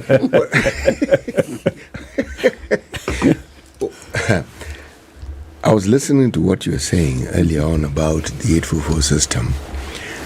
I was a teacher in the 844 system. Mm-hmm. I started teaching before the 844 system began, and everything you said about it is actually true. Mm-hmm. The fundamental difference with the CBC was that the teachers were there. Mm-hmm. The system and what the system required, the syllabus and all, the books were also there. Mm-hmm. Some proactive districts, because the districts then had even bothered and made sure that teachers' houses existed. Mm-hmm. But implementing the curriculum as it was stated was challenging, especially if you were teaching in a town school. Like the school I was teaching in was a girls' school called Star of the Sea, and they had no compound to farm anything. Mm-hmm. So it became a bit tricky with some of these things you're saying, like building a hut and what have you. Mm-hmm. But of significance, I was telling my colleagues yesterday was, I taught the English language. When I looked at the book that we received, the textbook, the content with the previous book was exactly the same. The only thing they did was they changed chapters. Chapter 8 was now chapter 2. Chapter 2 was now chapter 5. They simply moved the chapters around, but the content was exactly the same. Mm-hmm. Now, you look at the CBC, in the absence of the involvement of, the great need for parents to be involved, everything around it, it doesn't matter how you look at it, is difficult. Mm. Junior secondary.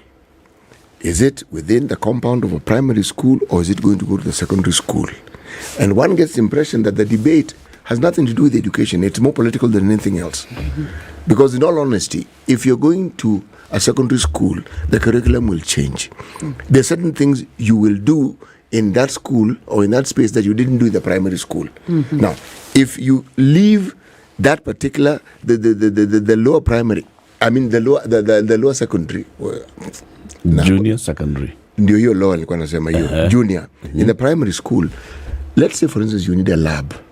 Mm-hmm. How many primary schools have labs? Zero. Yes. So what are you going to do?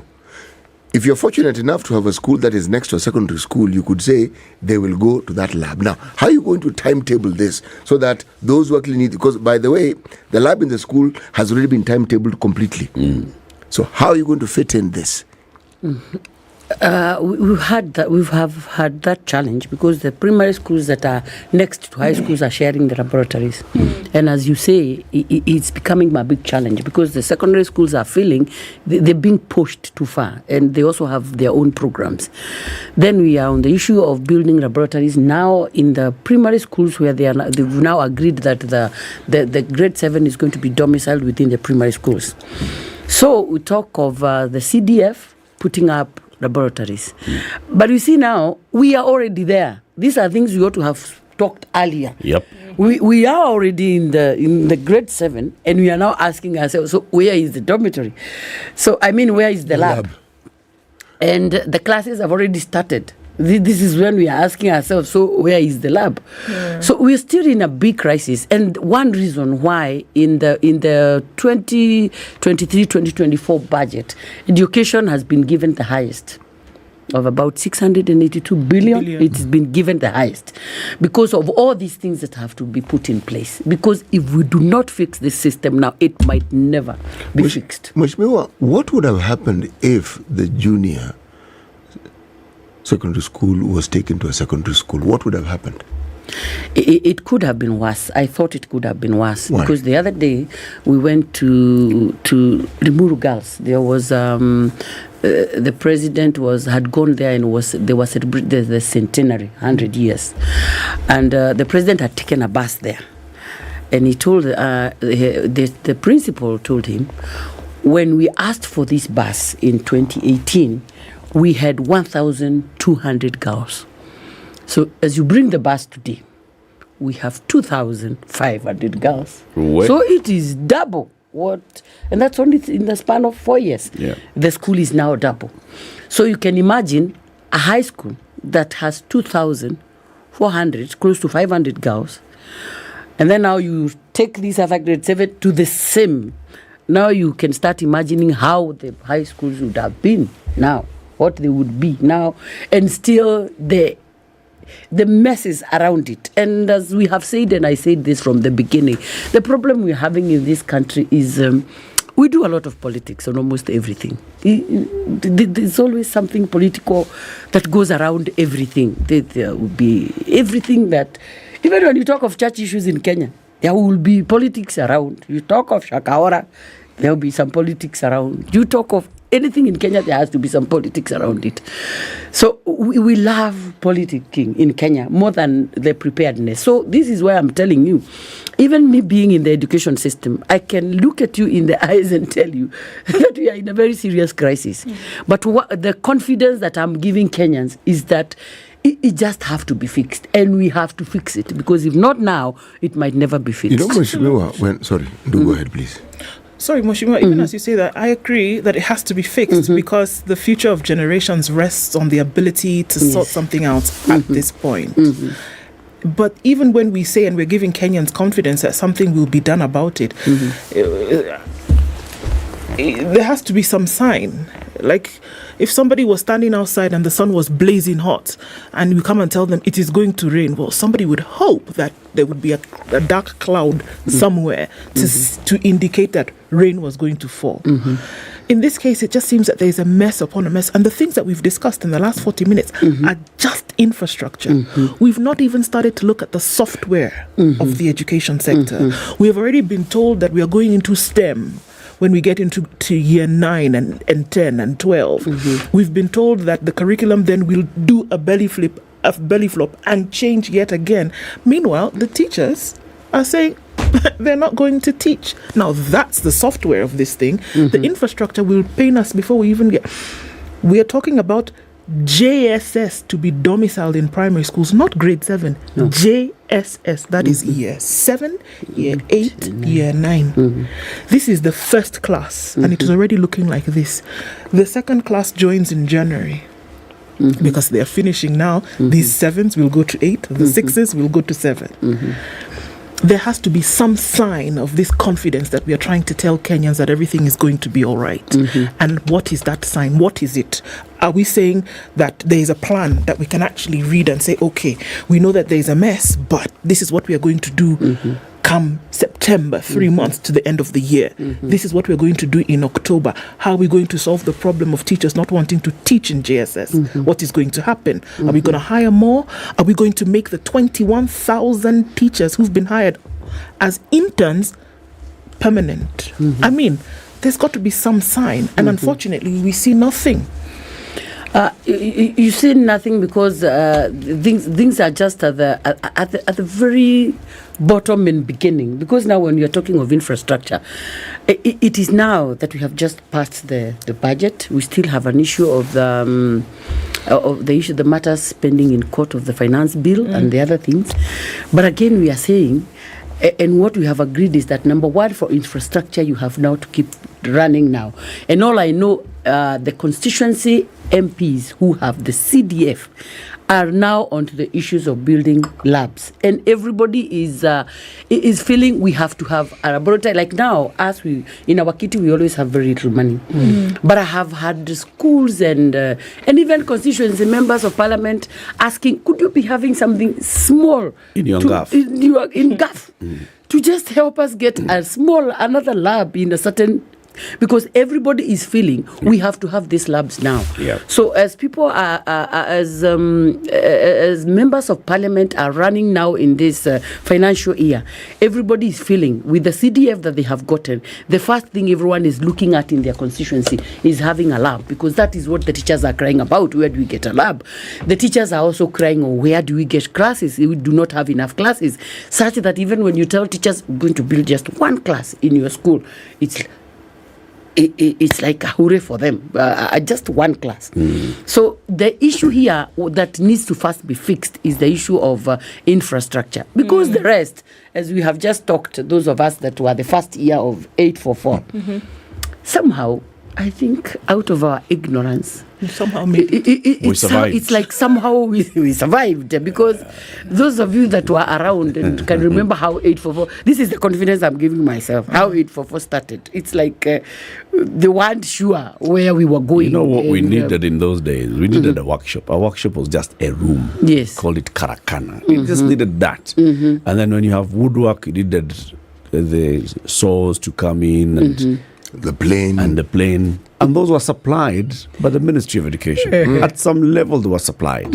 But like Citi is saying, we had the teachers. The same teachers who were teaching the previous system were the same ones who were teaching us 844 as we were beginning. So we could, when we were taught about home science and how to start knitting and how to start washing and making, sewing bonnets and how to knit a sweater on the ground and not hang it on that. When we're being taught those things, there were teachers. Yes. Problem now, rather, is are there teachers? There are teachers, because since independence, I don't think you've ever had a government employing 50,000 teachers in 1 year. It has never happened in this country. So looking at the crisis that we have, and you're bringing in 50,000 teachers, we've already done 30. Yes. We're just about to do 20. It tells you that we are on top of the game. And maybe there's something we're missing. What if I told you that the government usually doesn't employ new teachers, they replace teachers who have retired? And that there has been a backlog, and for the longest time, I speak as somebody who was a chairman of a board of management of a school in my rural home, and this was always a problem. Even when a teacher is transferred, replacing that teacher was always a problem. The government hasn't been actually employing new teachers for the longest time. Not new as in to add on top of the ones who are already there. Mostly they replace. That is the reason why we've had this huge number of people who've finished training, they've got their papers, but we keep being told unemployed. They're unemployed. But there's something that is at the back of my mind is bothering me. You take junior high, is that what it's called? Yes. To primary schools. Now, secondary schools have a group that is exiting at the end of every year. Now, we don't have any Form 1s anymore. We have junior high. I would have assumed that when the people who are in Form 4 leave, they create a space. I would have assumed. In primary school, that ascendancy from one class to the other is still ongoing. Okay? Now, I'm talking about space, just space, nothing more. If you have an institution where space is created because some people have left, as they move up, there's a gap. Since there are no Form 1s, this junior high are the ones who could have gone to Form 1. But on the other hand, there really isn't space. In this sense, if you are in Standard 6 and you move to 7, all the people who are behind you are moving to fill that space. There is no space like there is in secondary school. My thinking. So I'm thinking, in the secondary school, that is where you ought to have taken, because this cry for building dormitory, building labs. We already have schools that have labs. Yes. Just a little upgrade would assist. We now want to start from scratch to build labs. It is a good thing for primary schools to have labs, nothing wrong with it. But while all this is going on, we are hiring teachers who haven't been hired yet. But the students who need the teaching exist. Mm-hmm. And we are keep asking ourselves, how exactly are they learning? Because first 9 weeks went. We're on to the second lot of 9 weeks, isn't it? Yes. Just about to finish. How are they learning? Yet they're learning taking place. Is there learning happening? Yes. Because even from what I'm hearing, the concern that's coming even from the constituency members of parliament is not on whether the children are learning, it's whether the children have labs. That's why MPs seem to be focusing on building labs in these schools. Does this mean that there's actually learning that's happening in grade 7? Learning and is who happening. is teaching in grade 7?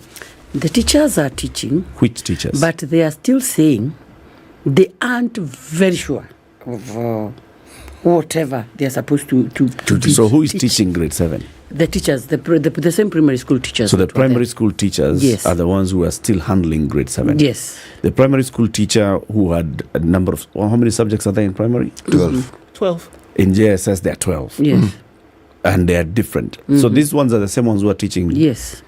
They are the same ones. But they are not supposed to be the ones who are teaching. That is what they are complaining about. That's why they are saying they are crying for this crisis, that they need more teachers to come and handle this system. And as you have asked about the infrastructure, I don't know, but I'll still go back to... I said I was in the first class of 844. Yes. And I remember when we were in class 7, there was no Form 1.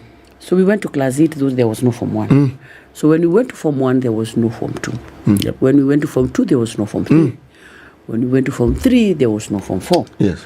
So when we went to Form 4, there was no Form 5. So in 1989, we did Form 4 and Form 6.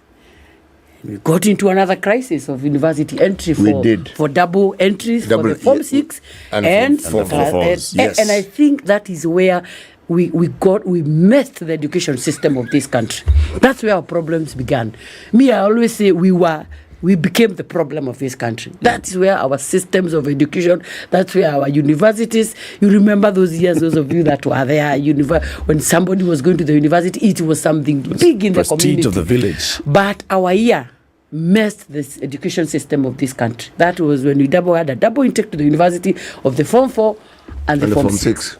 Because we didn't have a class. But again, you need to understand, because you're saying you are a teacher then, there were never empty classes in schools. No. Just because there was no Form 1, there is no single day we had that class is empty or that other class is empty because we didn't have a Form 2 when we were in Form 1. There were always students in all those classes. It is true, because that system allowed for that. Now, you see, we have a system here. We are phasing out a system. Yes. All right? And by phasing it out, you see that upward movement you've described very well. Form 4s leave. Form 3s go to Form 4. Form 2s go to 3. Yes.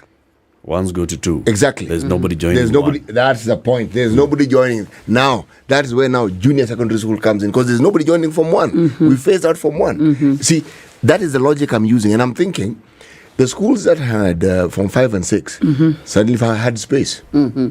Because once the last Form 6 class finished, the Form 5 was good Form 6, space created. When that Form 5 exited, there were now 2 spaces. But when it comes to teaching, every teacher who's in a school right now has a full-time table. Yes. You bring in a new class that needs to be taught. The strain is immeasurable. You actually have to ask how exactly they're balancing it out, because the way you timetable teaching, everybody has lessons. So if you bring in a whole new class, essentially you are asking me to fill in with the hours I have, the work that I would be doing in equal measure for both these classes. It is an extremely tall order. Extremely. But when we came into, when the Kenya Kwanza system came into power, there was a feeling and a strong feeling, and there are people who still feel it even now, that this system needed to be scrapped, and we go back to 844, which was already in existence. But when we sit in the education committee, and people start looking at it, and we were thinking, then again we've gone too far to start looking back. Because there are people who are feeling it needs to be scrapped, especially some teachers who are feeling there was no enough preparation for this and it had not been done. But again, when we looked into how far they had gone into the new system, then it was like we are saying we've gone too far now to start looking back again and scrap the whole thing. Actually, we can still scrap it. You know why? You feel the same? Yeah, we can, because if we had gone into a second and third year of it, then what you're saying would be absolutely true. You see, with the 844, we also complained that we didn't have enough time to even pilot it. Not only were there talks, people who were chosen from schools, especially if you're an examiner or a team leader, as I was then, you are part of a working group that was supposed to pilot the 844. There was talk of piloting it. It ended up with that talk. The next thing we knew, we were being told it's being implemented. And we're thinking, hoi, now. But, as I said, so you went to and you're given new books. But when you looked at the syllabus in the books, there was really nothing that different. If you're teaching a subject like, say, the English language. This particular system is an overhaul. If you look at it theoretically, and you look at the 844, theoretically, the 844 system was an excellent system. Excellent. In the way it was originally designed. Yes. Theoretically. For what it was supposed to be. What was implemented, something completely different. And that, I feel, is what is going to happen in the CBC. But you see, the 844, what the problem, the problem with 844 was, or what the people who researched on why we had to change the system were feeling, is that 844 is based on exams and I don't know what they call mean grade, that you become useless because you do not know the year Vasco da Gama came to Kenya. And the CBC is saying, you may not know the year Vasco da Gama came to Africa, but you have something extra. There's something extra about you. What I'm saying is, when President Kibaki came to power in 2002, there was this crisis where everybody wanted to go to school, and he decided everybody had to go to school. That we also are in a very bad crisis. And I remember listening to this one educationist called Ednah Gashukia, and she said, I am liking the mess, because the mess is going to give some people who would have never gotten an opportunity to go to school to get there. This is when we get Maruge, that old man who went to school from Eldoret. Yes. And a number of other people. And her, the educationists say, it is amidst this crisis that we will get some brains that we may never have gotten in this country. So what I'm saying is, with the CBC, when you look at it in the papers, if it will be implemented, and I hope it will be, and I'm saying, being in the Kenya Kwanza system, I want to be sure, and in the education system, that we have to do what it will take to make it work. If it works, then I am thinking this will be a good system, where by the fact that somebody ruled you out, that because you could not do never 17 times 17. You never knew who the second vice president of Kenya was. Well, Shimi, I agree with what you're saying, but unfortunately, I agree with what you're saying, that here you have the chance to see that many would go to school and become, great. But however, the system has to be in a position of support across board, because unfortunately, opportunity without with the proper planning sends chance to the grave. And here we are saying that there's so many layers of things happening or not happening at the same time. And until and unless we are able to see a plan that is followed through, we're just going to be rumbling somehow and hope that people end up at the shore with their shirts still on.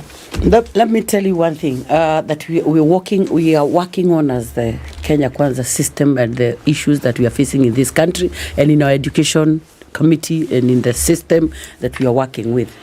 I can assure you of one thing. The fact that at the time, we have come at a time when we are in a big crisis as a country, and people are watching us to see. You give so many promises. Let's see where you are headed. And all of us are very keen in looking at. You see now, the Kenyans that we have today are not those Kenyans the Wanjiko we have today is not the Wanjiko you told stories and went away and she forgot.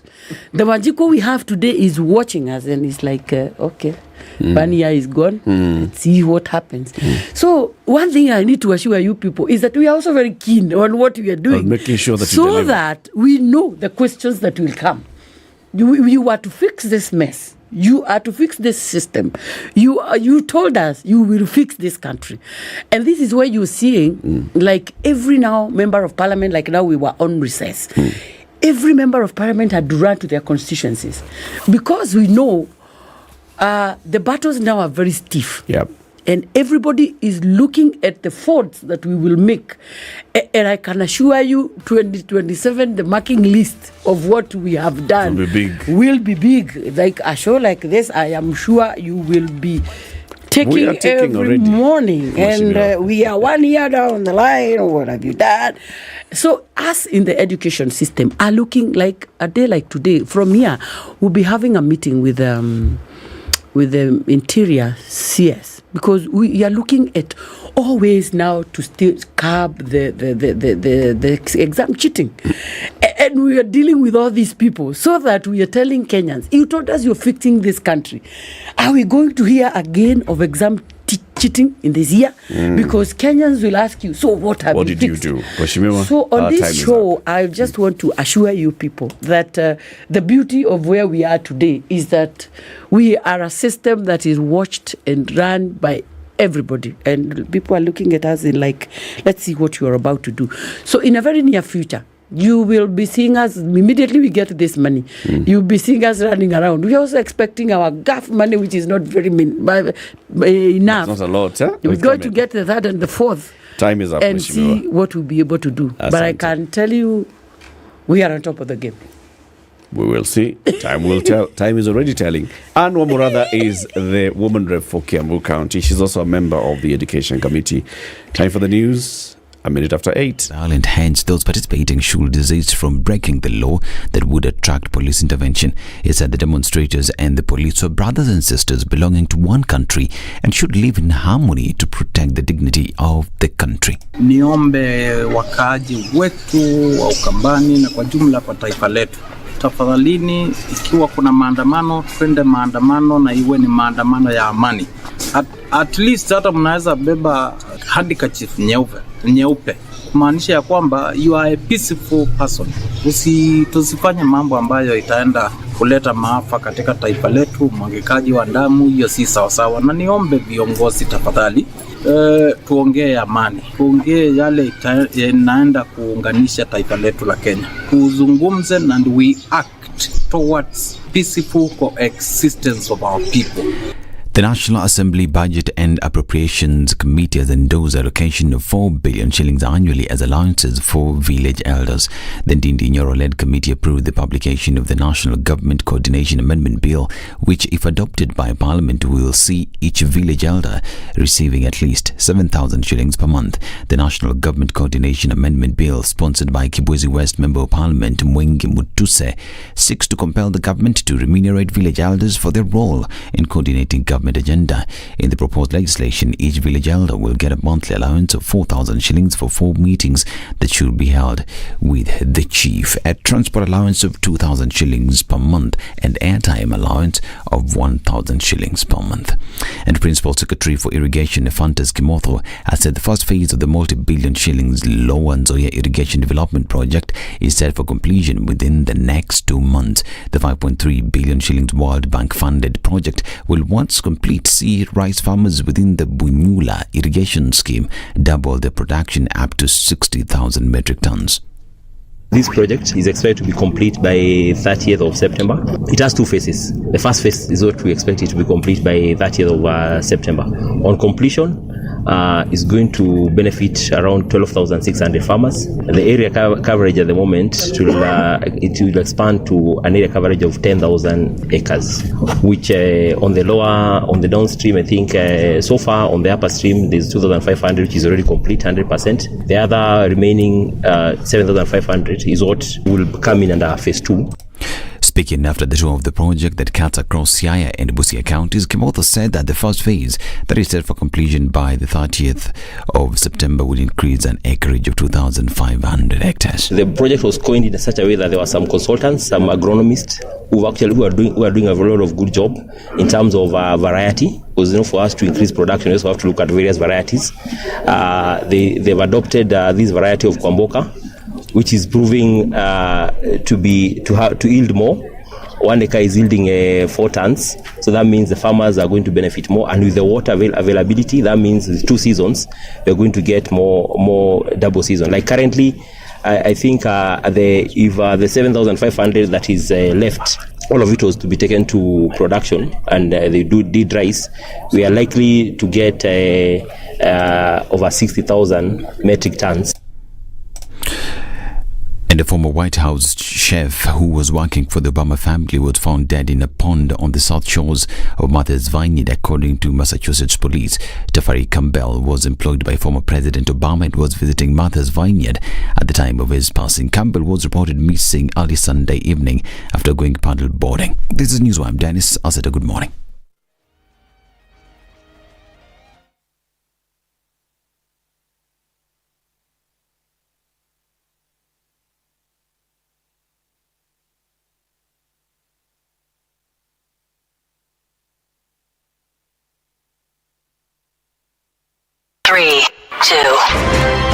Everybody, welcome to Kenya's biggest conversation. Heri Latifa, Muga, Madam Du, nimesalamia wote sana. Tumepokea salamu, asante sana. Hapa Garissa today the weather is very good, only that baridi inatupeleka mbio sana.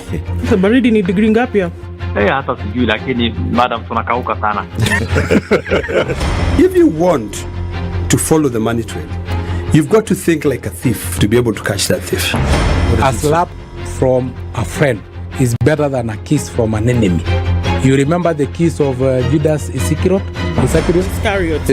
Yes. He's the one that imetuweka kwa hii mashida yote na mataabu kwa sababu of that kiss. Yet the slap of Jesus Christ, when he slapped those guys wenye walikuwa wanauza mboga ndani ya kanisa, took them to heaven. 102.5 Spice FM, Kisumu. All right, so we're looking at it heavy still on the Thika Superhighway. Not so much, though. It looks like Tuesday will be manageable. A little bit still continuing on Kiambu Road, and this is traffic then coming in around Langata Road. That is what is heaviest right about now, going out towards Raila Odinga Way in both directions and touching on Gong Road. A little bit of traffic then going out past that towards Aerodrome onto Huru Highway. We'll see most of that movement happening as you're trying to get into the CBD. Naivasha Road, Gitanga Road, going into onto Riara Road and then into Lavington. Not too much coming off of James Gishoro, but then now we'll see Wayaki Way traffic turn up to be quite something. A few minutes after 8 o'clock is what it's looking like. What is looking like right now. Let's check back in about half hour. Spice FM KE on Twitter. Keep things moving.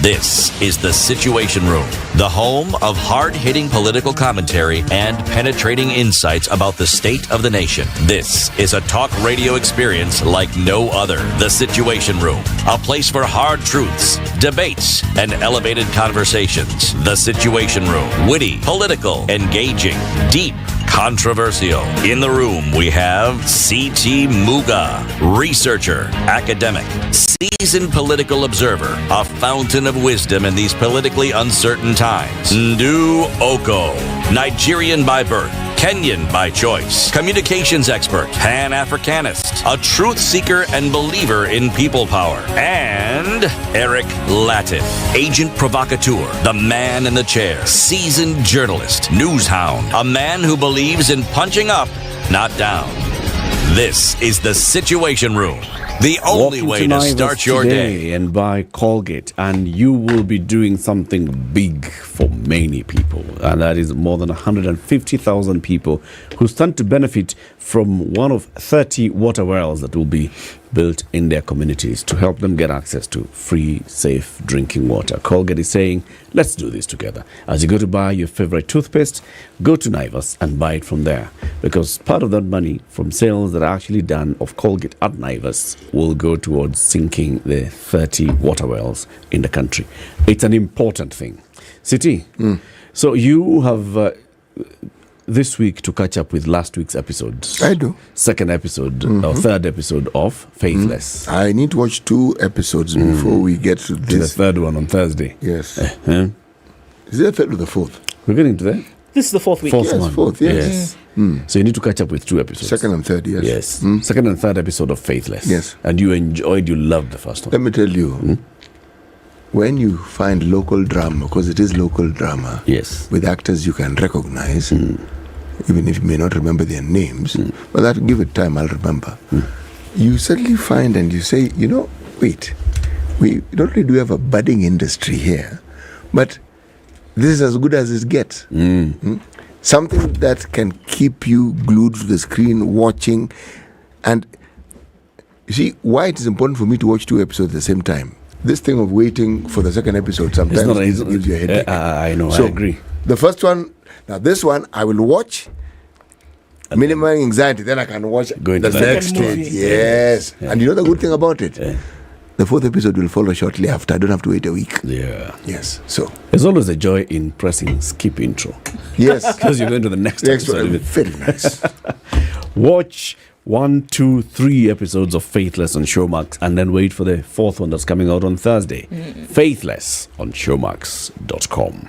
We have a guest in the studio joining us now. Bob Witty is the managing director of the Kenya Airlift program.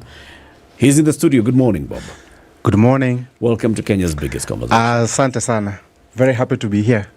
Yes. How's the seat? Hot already. Not.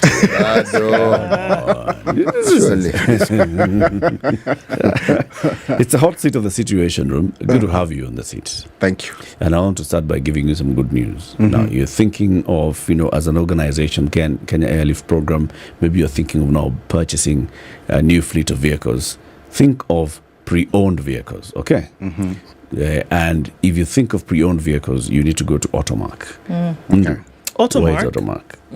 By CFAO is a subsidiary of CFA Motors Kenya, and they were formerly Toyotsu Automat. Heard of them? Okay. They're located at Popo Road, POPO, off Mombasa Road. The 4th and the 5th of August is a day 2 days to think about, because they'll be having an exhibition where they talk about the different vehicles that are available, the pricing, the financing options, and all of this good stuff. And they're saying, come on down and talk about hybrids, talk about their pre-owned hybrids, talk about the value proposition that they're giving around pre-owned vehicles. You can get a point check, you get the valuation process done, their vehicles have warranty.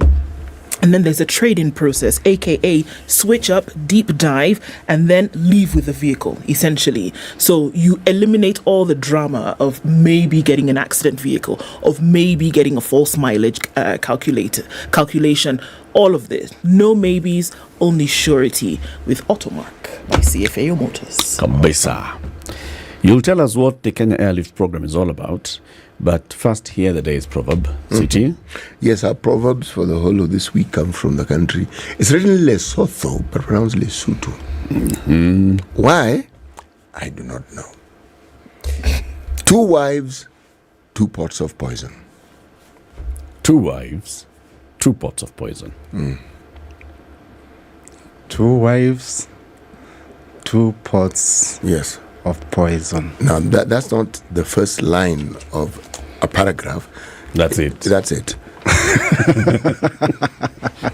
That's the proverb. Wow. That's it. That's a tough one. I think what it means is maybe if you have more than one thing that you are working on, it gives you maybe more problems or more challenges rather than just having just one.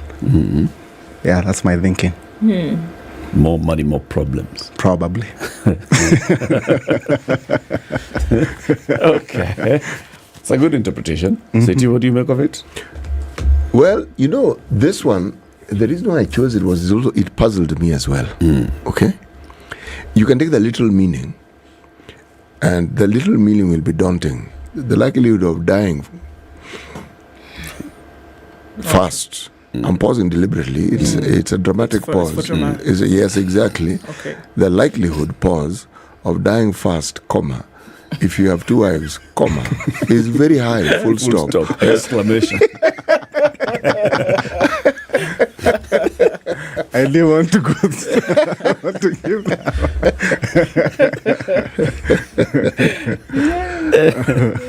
Bob, what is the Kenya Airlift program? The Kenya Airlift program is an initiative that we help bright Kenyan students pursue graduate studies abroad, mostly in the US, although recently we just started piloting Canada. Yes, so we take mostly STEM students who are interested in STEM designated programs. By STEM, I mean science, technology, engineering, math, with a strong emphasis on technology. So we started the program in 2018, and I started this initiative out of my own challenges of going to the US. In fact, actually, I've been in the US for the last 14 years. I went in 2009. And I went there as a master's student, and that whole journey of going to the US actually was very challenging for me, because one of the things that I found challenging was issues to do with visas. In fact, I was denied visa 4 times before I got there. And of course, also finding a school and finding funding, because as a master's student, especially in the US, it costs you about almost 5 million Kenya shillings. And not many Kenyan or Africans are able to get that kind of money.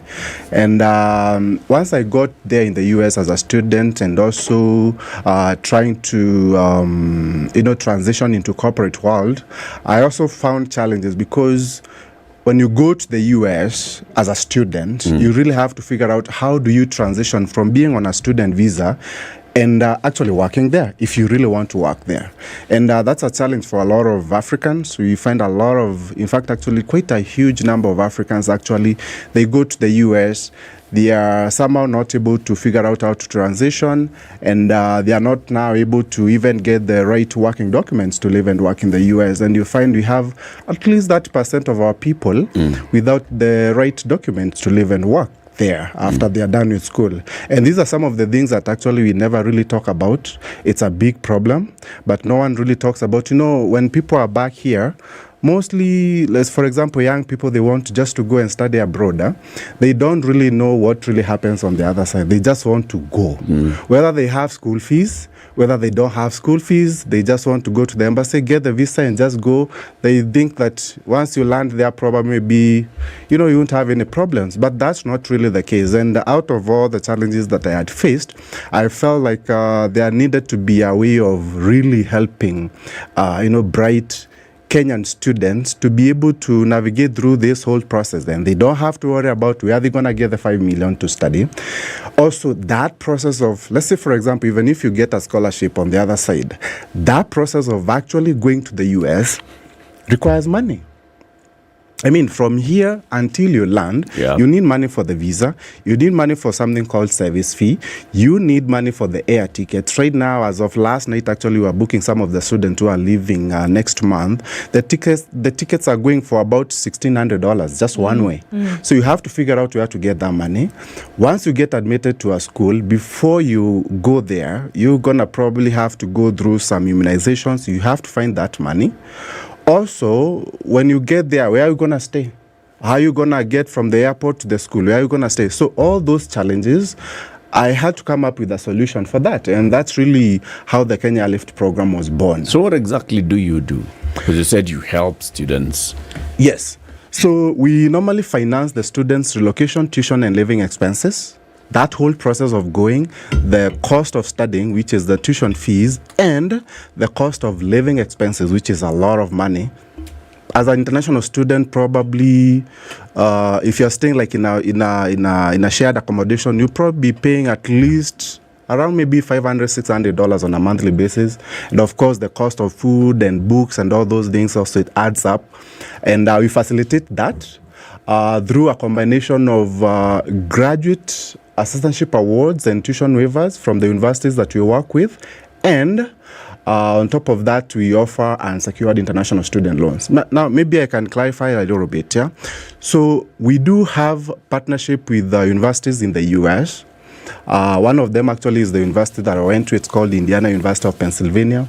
And these universities, what we do is we negotiate for our students to pay less tuition fees than other international students. Now, I'll give you an example. So, for example, if you are going to the US as an international student, and let's say, for example, you are going to that school, it's called Indiana University of Pennsylvania. As an international student, probably you are supposed to pay $20,000 per year in terms of tuition fees for the school. This $20,000 is dollars, of course. $20,000, yeah.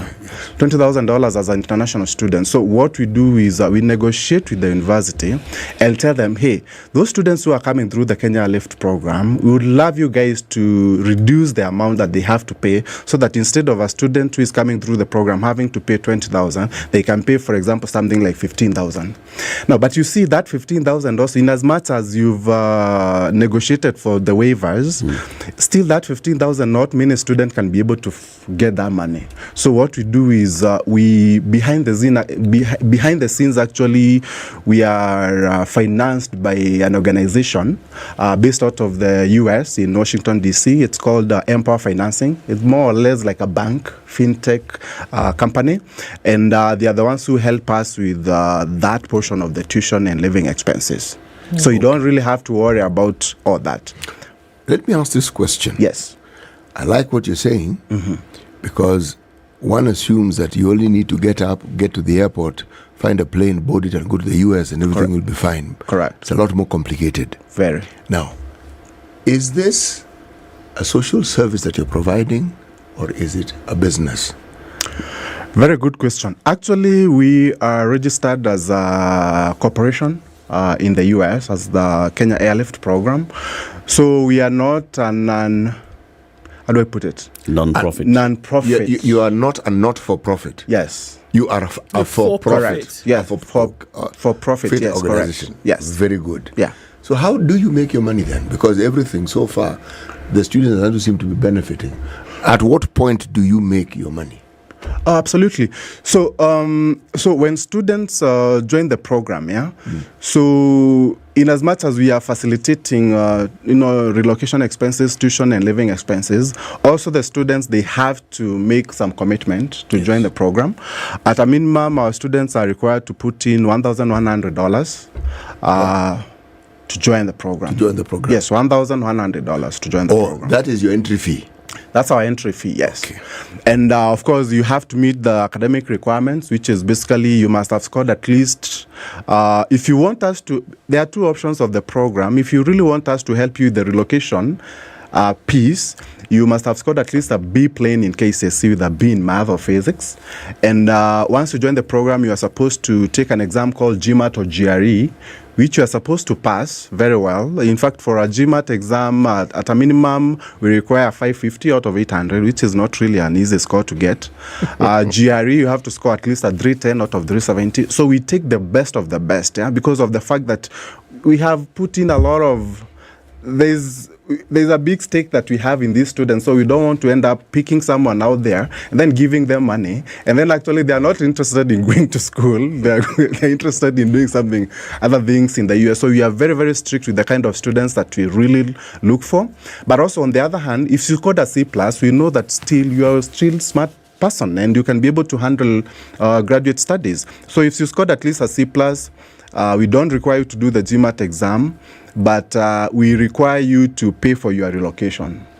That piece of moving from here to the US, you still have to take care of that. But on the other side, we'll still take care of your tuition and living expenses. Now, additionally, what we do is we offer career support for our students because, like I said, when I graduated from school in the US, I was finding it very challenging for me actually to get into the corporate world. And I was actually able to get into corporate world because of the fact that I used to mingle with Indians and I could see what they were doing. And most of them actually were graduating and they were getting very good jobs in the tech space. So Me, I did BCom from Strathmore, finance, accounting. I had done some ACCA, so tech was really never my thing. But then again, when I went there and I was finding all those challenges, I tried to look at what these other international students were doing, especially Indians, and I found out that mostly they were getting into tech and they were actually getting good jobs. And that's how I ended up getting into the tech world, and I got trained as a systems analyst. I got a job as a senior systems analyst working for Fortune 500 companies in the US, and that's really how I was able to transition. Now, in the Kenya Airlift program, we also support our students because we know for a fact that a lot of African students, they struggle being able to get into the corporate world. And what we do is, as a student pursue their master's studies, we also train them on the side on job skills. We have fantastic training programs on robotics, process automation, data science, and cybersecurity. And these are job skills that they are trained on. So as you pursue your master's, which is academic, on the other side, you have the skills that are needed. Now, you asked a very good question. How do you make your money? Yeah. Because everything you're supporting. Yeah, absolutely. I think we're getting there. Yeah. So he's not throwing breadcrumbs. He's throwing loaves, so we can actually follow. So that you can be able to follow. Yeah. So I was actually about to get to the point where we are making money. So one, for someone to join the Kenya Airlift program, as a company, we do charge a consultation fee, which is 1,100 USD. Yes. That's our consultation fee for you to be in the ecosystem of the Kenya Airlift program. Secondly, also, the funding that we give to the students. I told you, behind the scenes, we are funded by a company based out of the US. We actually make money from those loans that we facilitate to the students. So this Kenya Airlift owns that finance company? No. Is there somebody you partner? We have a partnership, yes. So you have an arrangement? We have an arrangement with the organization to facilitate our students to get the funds that are needed. So since it's a loan, there's interest attached to it? There's interest, yes. So in that interest, you have your interest? Yes. Okay. Yeah. Out of that interest, we have something out of it. I don't get it. I'm lost. Yeah. I've only gotten to a point where I'm paying about 150,000 shillings to get into the kufungua file. Yes. Right? $1,100. Okay. But this thing is supposed to be free. So what's my understanding? Only $1,100 and I get to go and study in the US or Canada. Correct. And I will not pay anything else beyond that. Yes. If you have $1,100, you will actually be able to go study without having to worry about any other money. But remember, there was that little thing about B.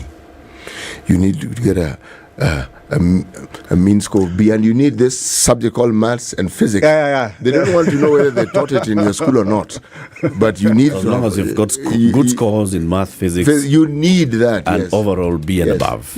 Overall B and above, at least a B in math or physics in KCSE. Plus, once you get into the program, you need to pass that GMAT exam. But why maths and physics? Why maths and physics? I'm still lost before you go into the why. Okay, sorry. So at what point do you make the money? At what point do you make money off me? When you enter the program. Once $1,100, that money is theirs. You've given it the $1,100. Okay. How much will it cost you to actually facilitate me to move from here, to do all those things, to go to America, to go through school? Loan. Loan to me or loan to you? Loan to you as a student. So we give you as a loan. So for the relocation, tuition, and living expenses. Okay. Yes. When do I start repaying this loan? So the arrangements that we have with our financing partner is that once you graduate from school, 6 months after graduation, you start repaying the loan, and you pay this loan for the next 10 years. Okay. Yes. But I have to say something. You don't have to be in the US for you to repay the loan. You can come back here. You can go whichever other country, but you don't have to repay the loan. I mean, you don't have to repay the loan, while you're in the US. You must repay the loan wherever you from wherever you are, yes. Okay. So there are many people who want to go outside of the country to further their studies or do other things. And obviously, one of the conversations that we're having today is about the folks from Uasin Gishu County who went to Finland. Yes. And seem to be stuck. Correct. Because certain things are not happening. Something similar to what you're doing happened with them. why and how would this have happened, and how then is it able to be avoided? Because now they're stuck in a certain situation, obviously, and there are people passing the blame, passing the buck back and forth.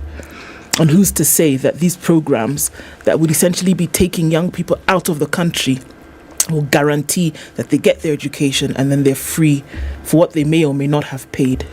Is it similar to what you do? Yes, actually, I've had a chance since I came. I've been around for the last 3 months from the US, and I started hearing about the Uasin Gishu issue. From what I know, I had some discussions with the Deputy Governor, Honorable Engineer John Bororot. And from what I heard is the fact that what happened is they sent the students to Finland, but what happened is from the parents, they thought that this was a scholarship, which actually was not.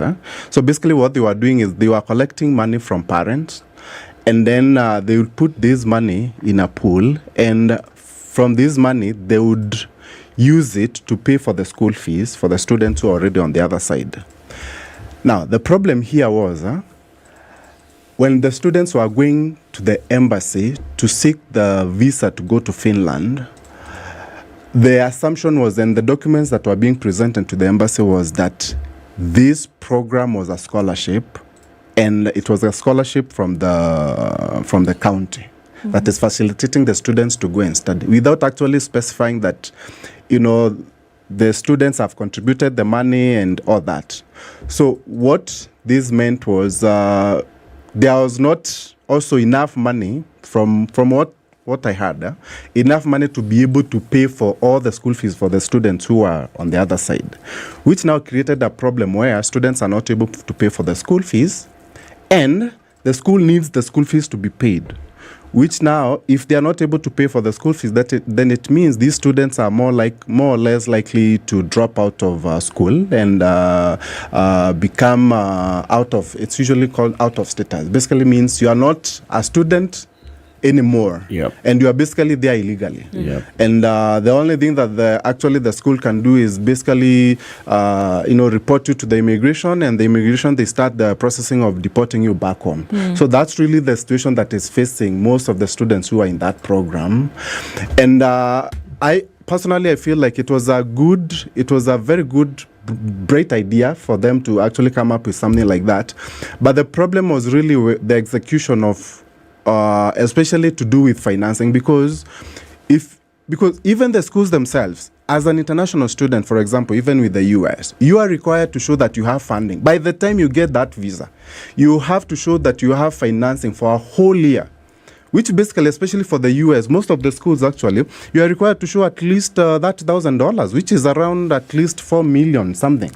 So in fact, actually, for the Uasin Gishu issue, what they were trying to do is to avoid students having to present bank statements to the embassy, because they don't have that money. They don't have the 4 million in their bank statement. So they came up with this innovative way of actually saying it's a scholarship, so that now they can be given visas. But then again, they didn't ask themselves whether there is that money actually to be able to pay on the other hand, because I heard also some of the expectation that they had was that the students would go there and actually work and be able to pay for the school fees, which actually I found it not very well thought, because even for the US, for example, our students, you can imagine, these students are supposed to pay around that $1,000 for a whole year, even though they are allowed to work by the US government while they are still in school. They can't really work full time. As an international student, you're only allowed to work 20 hours a week in the US. And you're only allowed to work on campus, not off campus. And you can imagine, what kind of jobs do you get on campus? It's basically, I used to work there also when I was a student. It's basically cleaning the bathrooms, cooking pizza, those kind of jobs. Maybe the best job that you can have is maybe working in a library, that kind of job. And that job will pay you basically a minimum wage. So if you are working 20 hours and you are getting paid, let's say, for example, in the US where I live in Florida, our minimum state pay is around $8 an hour. And you are working 20 hours a week. That's how much? $160? And you are telling these students will go actually and be able to pay their school fees with $160 a week. They still have to have money for their own, living expenses, So that's where I felt that that's really where they didn't really think about very keenly, because that's really, and that's the core, I mean, if you don't have funding, that's why the questions that's the only way that you can be able, I mean, if you have funding, and that's what the we'd only way like that to you can be able to understand. study. Even the program that you're running, we'd like to understand it a bit more as well, and see where are the strengths, where are the likely weaknesses and gaps, absolutely, and how are you addressing them. But let's take a break at 27 minutes to 9. Bob Witty is the MD of the Kenya Airlift program. His organization helps to organize airlifting of students from Kenya to the US and to Canada on an arrangement that he's telling us about. Boma Yangu, dial star 832 hash. That's star 832 hash to get into the Boma Yangu program. This is the government's affordable housing program, the way to getting to own any of the units that are under construction across the country. There will be at least one affordable housing project in each of the 290 constituencies. Some are already ongoing, and if you go to bomayangu.go.ke, you'll see them. Please register, because that's how you will get to owning the homes. Colgate also reminding you, let children smile. Help them to smile by purchasing Colgate at Naivas. Or you can even go online and purchase from the Naivas online portal. This is the Situation Room, the only way to start your day. Yolanda Mulwa, DJ Absolute. When the gang is together, got the sugar, got the spice. Yorada. Yes. I have missed you like hot hamburgers. Eh? Like hot hamburgers. Bad boys give more money than you can count. Hey, bad boys give more money than you can count. If it's fun, it's funky, it's fresh, you're definitely going to catch it here. I don't know what you do every day from 11 a.m. to 3 o'clock, but if I were you, I'd tune into Sugar and Spice only on 94.4 Spice FM, Nairobi. So if you say it's on, then it's on. Yeah.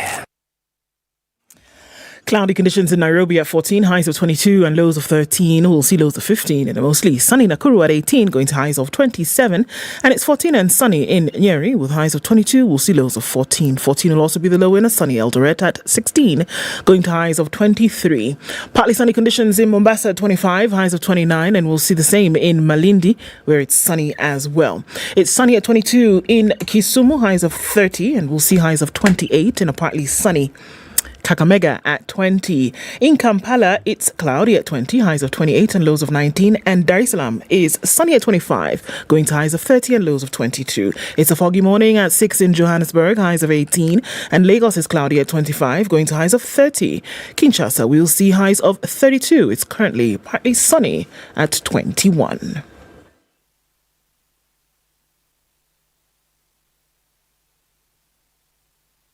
Mature, intelligent talk every morning. Right. 94.4 Spice FM, Nairobi. All right, so we're still looking at heavy traffic on the Thika Superhighway. Seems to be coming and going. It's definitely going on Kiambu Road, so we're not seeing too much of that still till now. That has done and dusted really quickly. We're seeing Langata Road heavy with traffic. It's come off Magadi Road, join at the Bomas, and then getting out towards past the barracks, and then out through towards the junction at T-Mall. You'll see some of that traffic go out towards the city, joining with Aerodrome. Others you'll see going towards Raila Odinga Way. So that continues, still busy. There's incoming traffic from Gong Road. But look at Uhuru Highway, all the way from Capital Centre, out towards the city. Heavy traffic, don't know what's causing that. It's heavier than usual, and it's bumper to bumper. We know there's some road construction going on, so that could contribute to it. Let us know where you might be stuck there. Landis Road is a nightmare. It's bumper to bumper, all the way from the City Stadium roundabout through to the Kamkunji roundabout, and then spilling over towards Haile Selassie. So we're in traffic hour proper. It's going to last for another hour or so. Let's see how we take it through it. Let's talk on Spice FM KE on Twitter.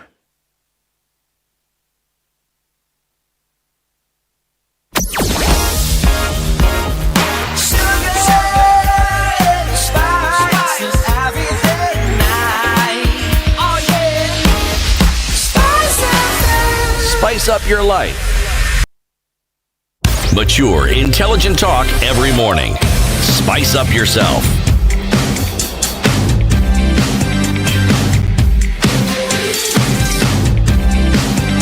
Mornings done right. 94 point. Continues for the next 22 minutes with Bob Witty, who is from the Kenya Airlift program, talking about the program and how they help students to go and study in the US and Canada. So, Bob, you said what someone just needs to do is, number one, get the grades. Yes. Have a mean grade of B and above. Correct. And make sure that you've gotten at least a B and above in math and physics. And then they apply to by paying $1,100. Correct. Is this refundable or is it not? Not everything is refundable. We have a policy where if you join the program and you decide to withdraw at some point, the refundable fee is 500. So 500 of the 1,100. Yes. Is what is refundable. And this is if you opt out at any point. If you opt out at any point, and of course also because during that whole process of relocation, there's expenses that you'll have been incurring. If there's any expenses also that will be in your account, and of course that the non-refundable fee will be the refundable fee will be 500, and then if there's any expenses that you'll have incurred through the process, that one will also be deducted. It's also reimbursed or deducted. Deducted from your. What if I do not get a visa? You see, this whole process of airlifting students, there is aspects of that process that actually you have no control of. One of them is admission to schools. In as much as we have partnership with these universities, we have no control of actually how they admit the students. In fact, actually, you might be having all the qualifications, you've passed the GMAT exam, and we apply to the school that you wanted to go, and you might not be able to get that school, maybe for that specific intake, because schools usually have different ways of looking at things. Maybe, for example, the time that you're applying for you, maybe they've already filled up the class. So you don't have any guaranteed slots? No guarantees. Even with the university? Even with the universities, yes. Indiana University of? Pennsylvania. City in Indiana University of? Pennsylvania. I need to say it slowly. So you don't have any guaranteed slots? No. With any of your partner universities? Yes, no. And it's usually like that. It is a Bahati Nasibu. I don't want to say but not really. I don't understand. So what's the partnership about then?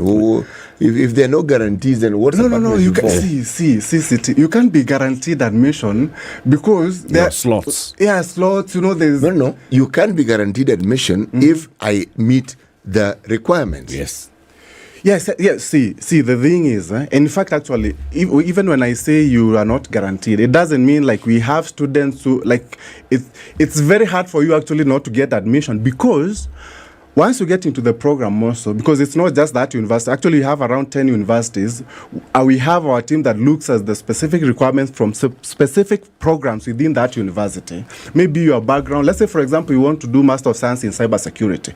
This university is asking, maybe you have to have some Python background, you've done Python programming. Python what? Python is a programming language. Unaweza kula kuku mzima peke yako. Wewe ni Python. Yeah, so na manyoya. Wewe ni Python.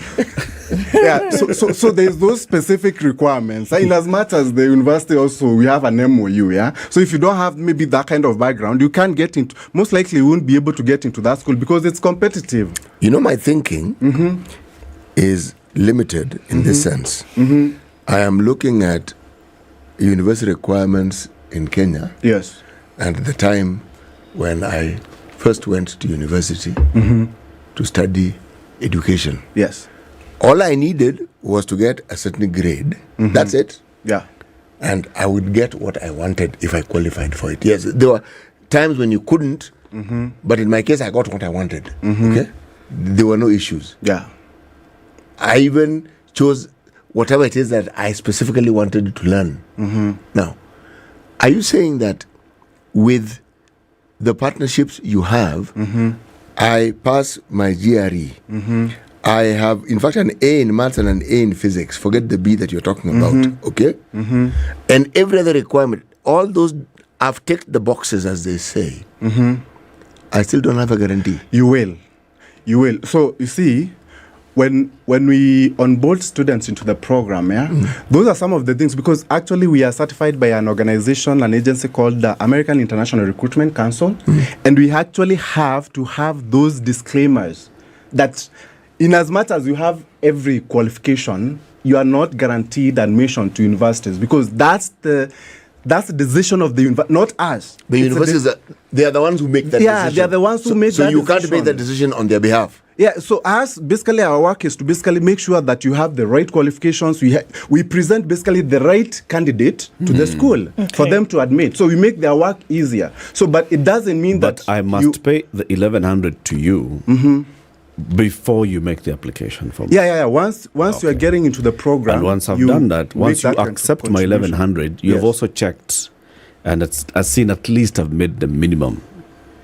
Yes, you are checking. Yeah. We scrutinize once you submit your application. If I don't get everything. admission, do I get my money back? So that's why you say only 500 comes back. You see, we usually really don't have students who entirely are not able to get into a school, because, like I said, it's not just one school. There's different schools. For example, you may want to get into a program, and that program you're not admitted, but you actually apply to up to 3 programs for you. Okay. So you still have a chance of being admitted. So I'll get one at least. Yeah. You still get. What I'm trying to say is that, because also I heard from the USN issue that some of the students were saying, hey, were complaining that, they've been in the process for so long, and they've not been able to go, because that process there can be delays because of the fact that maybe this program that you wanted to go didn't admit you for that intake, but they might admit you for January.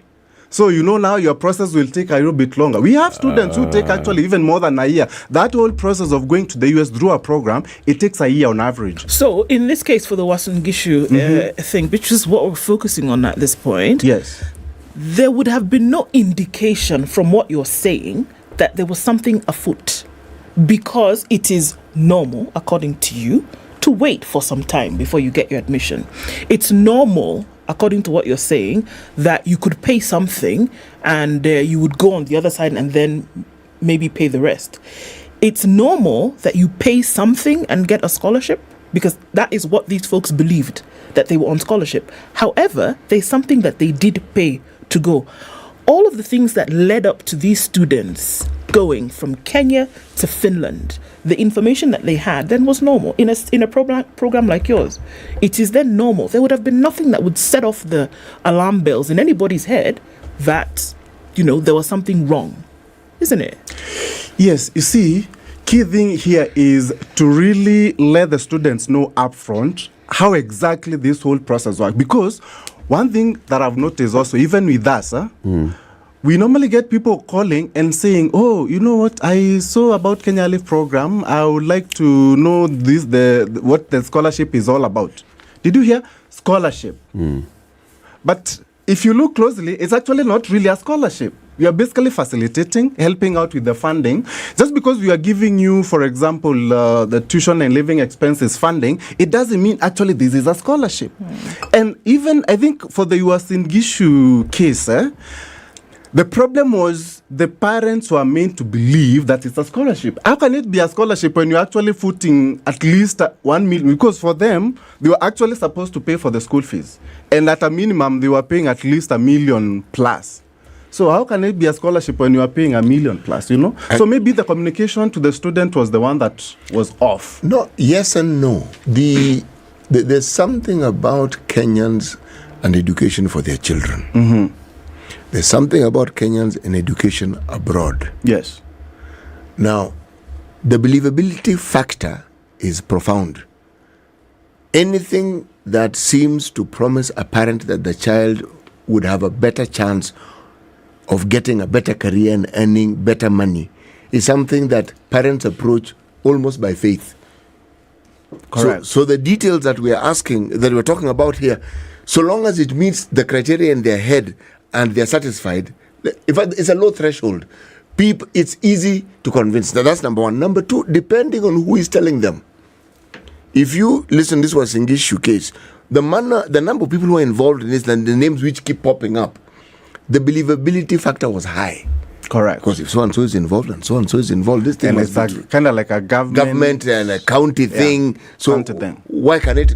You see, it went wrong when it went wrong. That's when you started realizing, goodness, something isn't quite right. Correct. This isn't the first time. There are many, many instances that we've read of. I've even encountered people like that because I was once a teacher. Yes. People who come and say, this is what we want to do for you.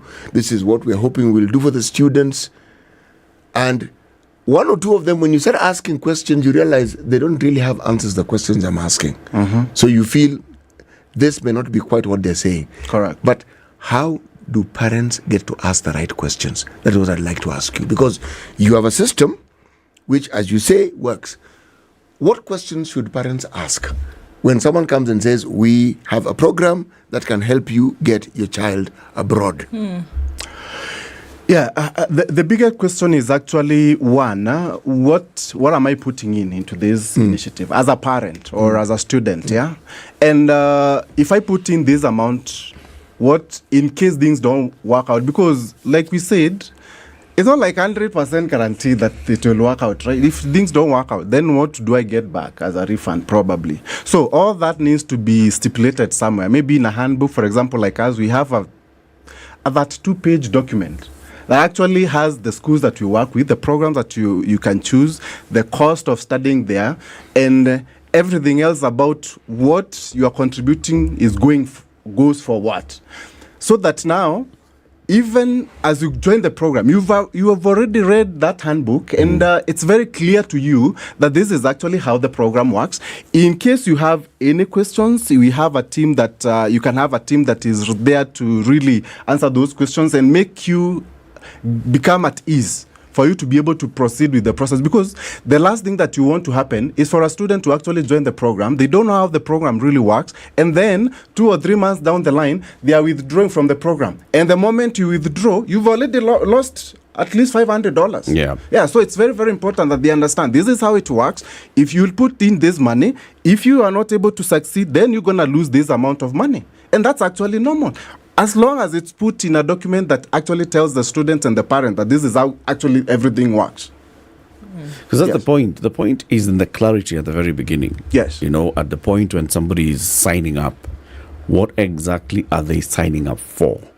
If you're signing up for this particular program, say you're saying all you need to do is you pay to get into the program, and then we have networks on the other end that will support you getting into university. We'll have networks that will support you pay through your tuition fee. We'll have networks that will support you to pay through your accommodation and your upkeep while you're studying for the whatever degree program. It needs to be very clear in black and white. Very clear. And it also needs to be very clear that I am getting into this, it's a loan that I'm taking. Correct. And this is the interest. Correct. And these are the payment terms. Yes. And at what point do I lose? At what point do I gain? Correct. This information always seems to be, what is up in the air.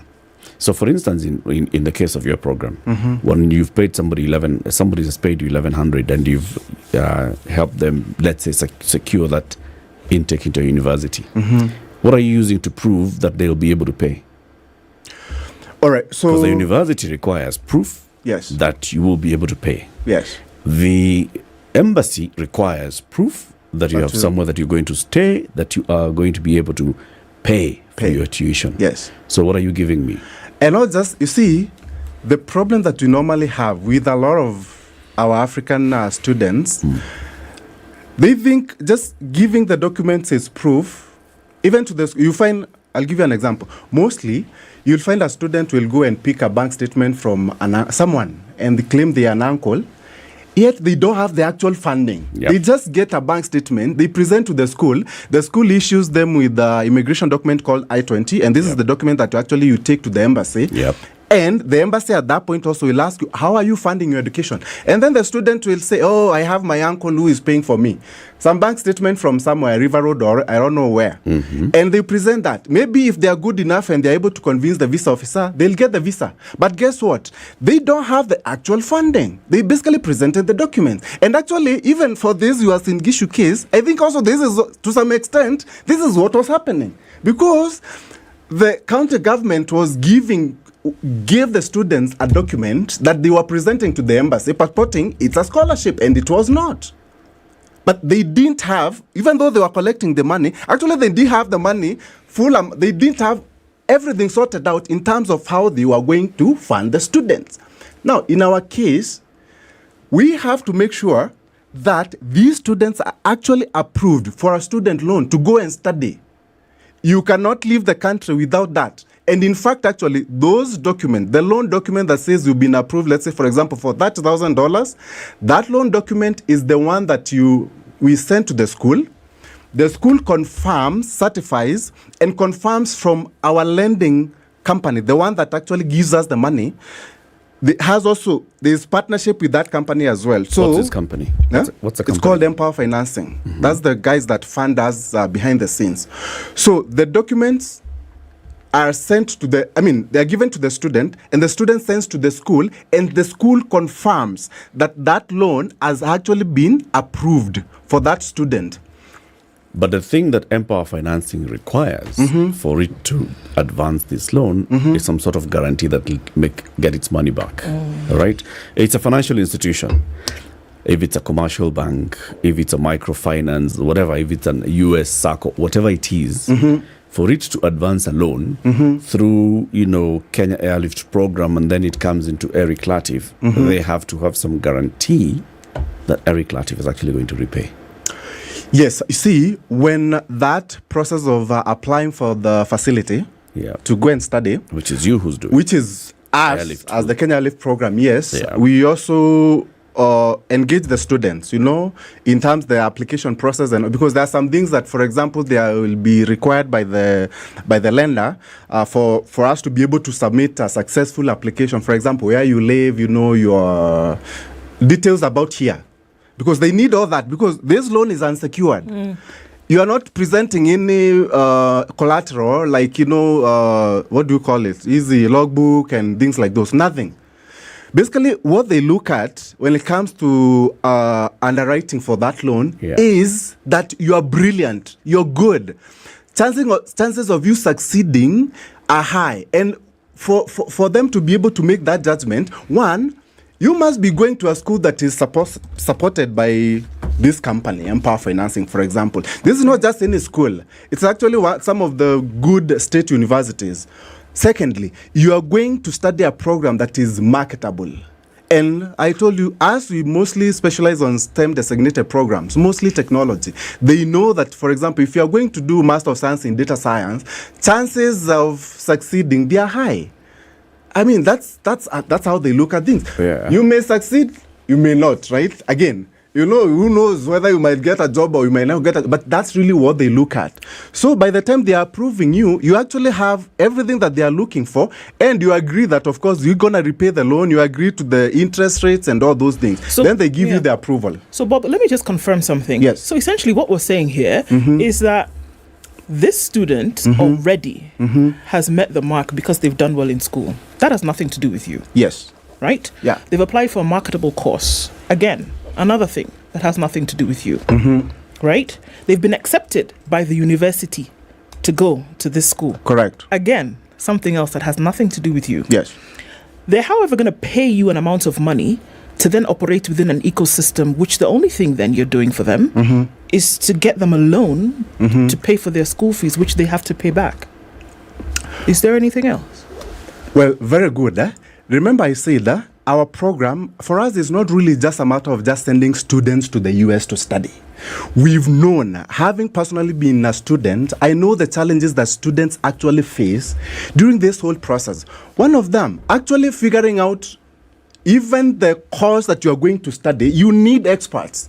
We have a team of career advisory that actually says to the students, gets to understand the students' background and advises students for the program that best fits their needs and the requirements from the school. That's why they come into the picture, because I said, it's not guaranteed to get admission, but if you have a team that understand exactly what is needed by the schools and in your best interest also, they want you to succeed, then it becomes more easy for you actually to get admission. Secondly, for us actually, I said we also do training programs on job skills. This is huge.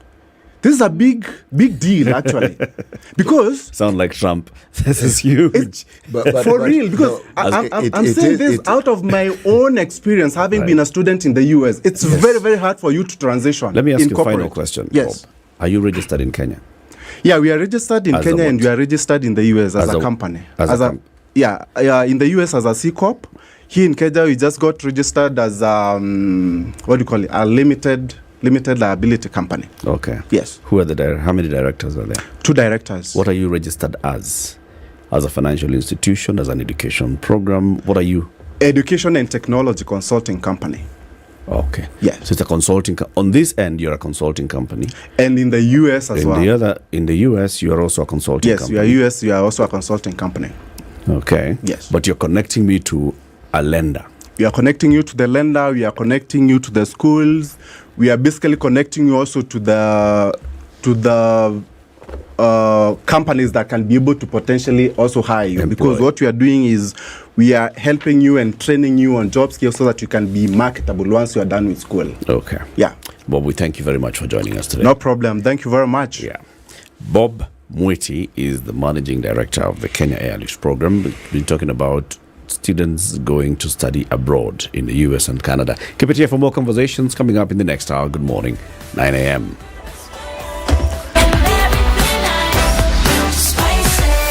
Spice up your life.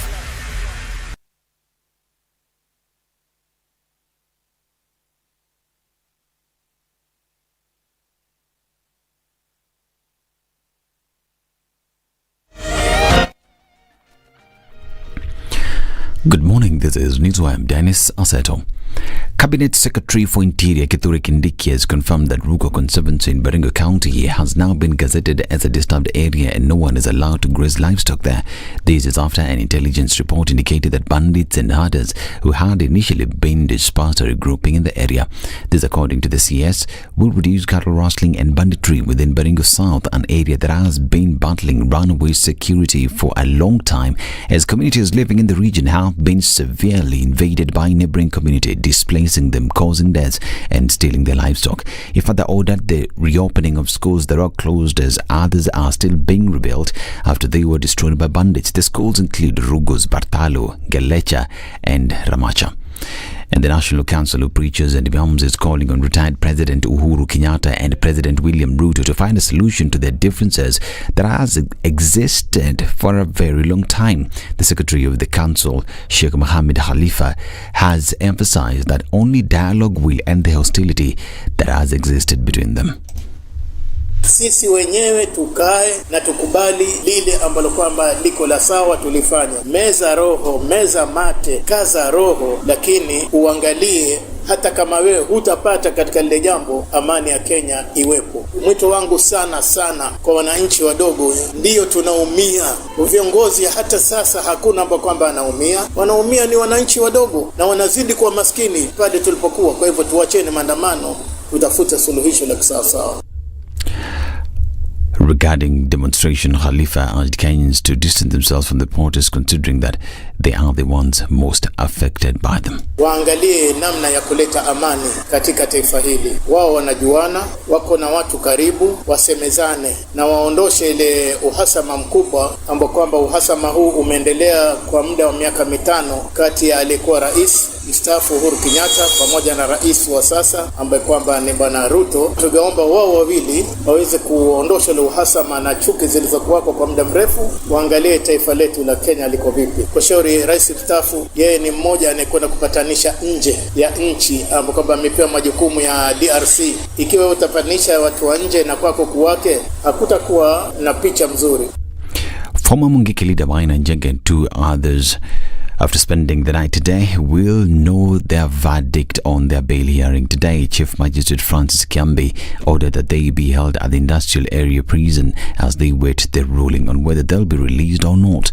They're being charged with the illegal possession of weapons, transporting narcotics and organizing an unlawful assembly of protesters. Now, a man has been sentenced to 36 months in prison or pay a fine of 100,000 shillings after he pleaded guilty to sending abusive messages to his estranged wife. The Eldoret court was told that Fidel Ochieng sent offensive messages to Sharon Bonya using his mobile phone, an act he allegedly carried out between July 10th and July 19th in Eldoret.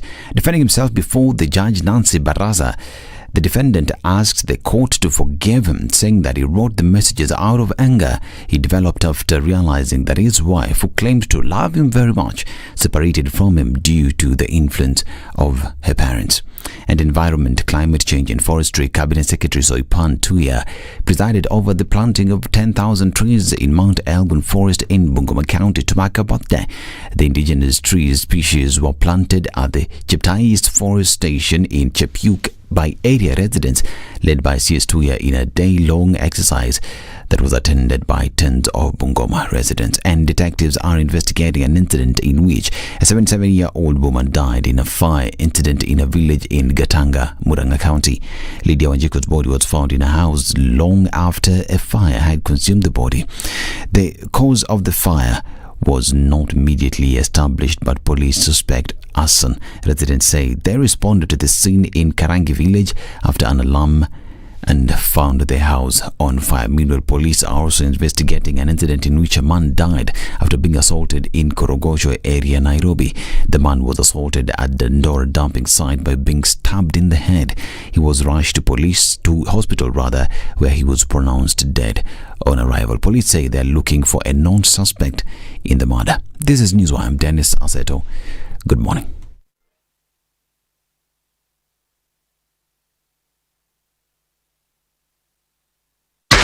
.4 Spice FM, Nairobi.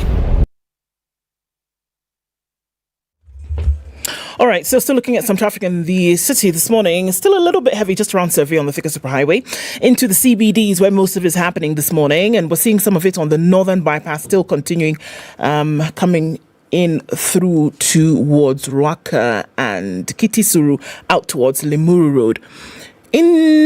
On North Airport Road, a little bit still here and there coming in onto Mombasa Road, and that traffic that we saw on Langata Road and coming in through the city is still pretty heavy, but that will open up in a short while, I'm sure. All right, Uhuru Highway still busy past Capital Centre out into the CBD into your junctions. So let's see, about 9:30, what it looks like then. Spice FM KE on Twitter. Let's keep things moving either way.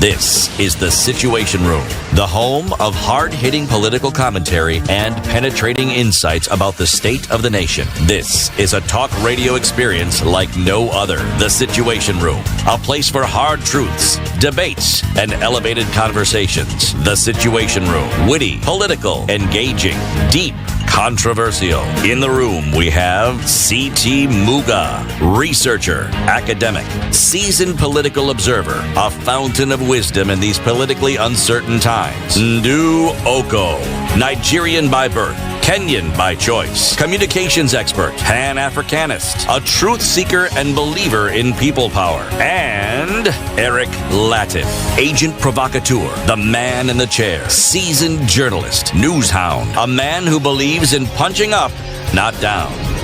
This is the Situation Room, the only way to start your day. After 9, star 832 hash, star 832 hash, star 832 hash. Bomayangu.go.ke. Those are the two ways in which you register to the Bomayangu government's affordable housing program. How many houses are they showing there? Several, Just many here. projects. Many. Nabado.